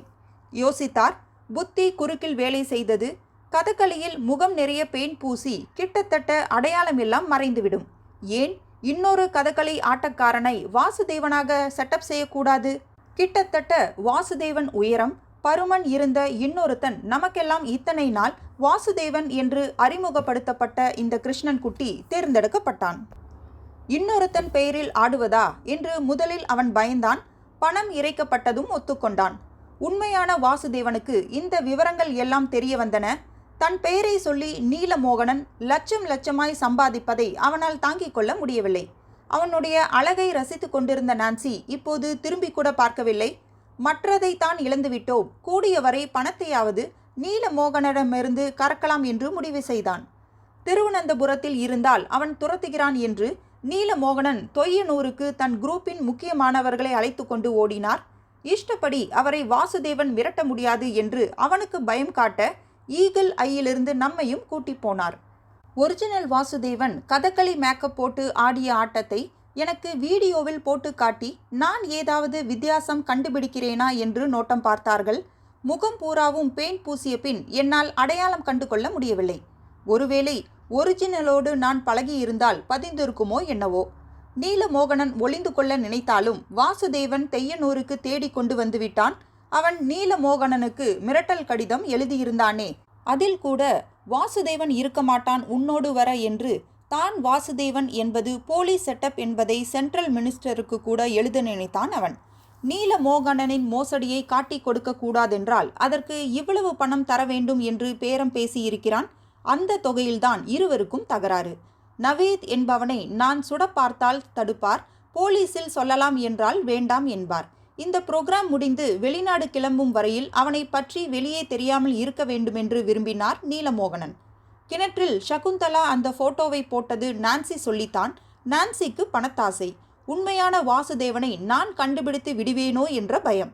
இருந்த கொஞ்ச நஞ்சம் ஆசையும் துடைத்துவிட்டு போட்டோவை எரிய சொல்லிவிட்டால் அது என் கையில் சிக்கியது. நவேத் என்ற பெயரை மாற்றிக்கொண்ட வாசுதேவனுக்கு நீலமோகனனின் ஒவ்வொரு கட்ட புரோகிராமும் தெரிந்து இருந்தது. காரணம், வாசுதேவனாய் நடித்த கிருஷ்ணன் குட்டி பணத்திற்காக ஆள் மாறாட்டம் செய்தாலும் வாசுதேவனுக்கு பணம் போய் சேரட்டுமே என்ற நல்லெண்ணம் அவனுக்கு முன்கூட்டியே தகவல்கள் கொடுத்தான். ஆனால் அவனையே வாசுதேவன் கடத்தினான், எப்படியாவது நீலமோகனன் இடமிருந்து பணம் கறக்க வேண்டுமென்று. வாசுதேவனுக்கு நான்சி மீதிருந்த அன்பு முற்றிலும் மாறி வெறுப்பாகிவிட்டது. அவளை ரயில்வே ஸ்டேஷனில் சுட்டு கொல்லக்கூட முயற்சி பண்ணினான். உண்மைகளை எல்லாம் சொல்கிறேன் என்று நான்சி ஃபோன் பண்ணியதும் நீலமோகனன் பயந்து விட்டார். அவளை கழுத்தை நெரித்து கொண்டு விட்டார். அந்த போராட்டத்தில் அவருடைய சட்டையிலிருந்த நூல் நான்சியின் கையில் சிக்கிவிட்டது. சட்டை கிழிந்ததும் தலை களைந்ததும் அவளை கொல்ல வந்த நவைத்துடன் போராடியதால் என்று கதையை திசை திருப்பிவிட்டார். கதகளிக்கு வாத்தியம் வாசிக்க வந்தவர்கள் வாசுதேவனாய் நடித்த கிருஷ்ணன் குட்டியை மேக்கப் இல்லாமல் பார்த்துவிடக்கூடாது என்று அவர் தடுத்தபோதுதான் எனக்கு சந்தேகம் வந்தது. கடைசி கட்ட முயற்சிக்காக வாசுதேவன் விழா நடந்த இடத்திற்கே வந்துவிட்டதும் நீலமோகனன் ரொம்ப பயந்து விட்டார். இனிமேலும் பொறுப்பதில் அர்த்தமில்லை என்று அவனை கொலை செய்ய முயற்சி பண்ணுகிற அளவிற்கு போய்விட்டார். கடைசியில் என்ன ஆயிற்று பாருங்கள், புரோகிராமே போட முடியவில்லை என்றார் கோகுலகிருஷ்ணன். இப்போது எல்லாம் பேசுடா பட்டி மவனே என்று குறைத்தார் நீலமோகனன். வைஜெயந்தி மட்டும் இதில் கலந்து கொள்ளாமல் போனை எடுத்து டயல் செய்தால், யாருக்கு வைஜ் ஃபோன் செய்கிறாய்? கின்னஸ் ரெக்கார்ட் புரோகிராம் பண்ணுகிறவர்களுக்கு என்றால் வைஜெயந்தி. யாரும் கேஸ் முடிவில் இவ்வளவு நீளமான கதை சுருக்கம் இதுவரை கொடுத்திருக்க மாட்டார்கள். திரு சுபா அவர்களின் ஒரு துளி இரத்தம் முற்றும்.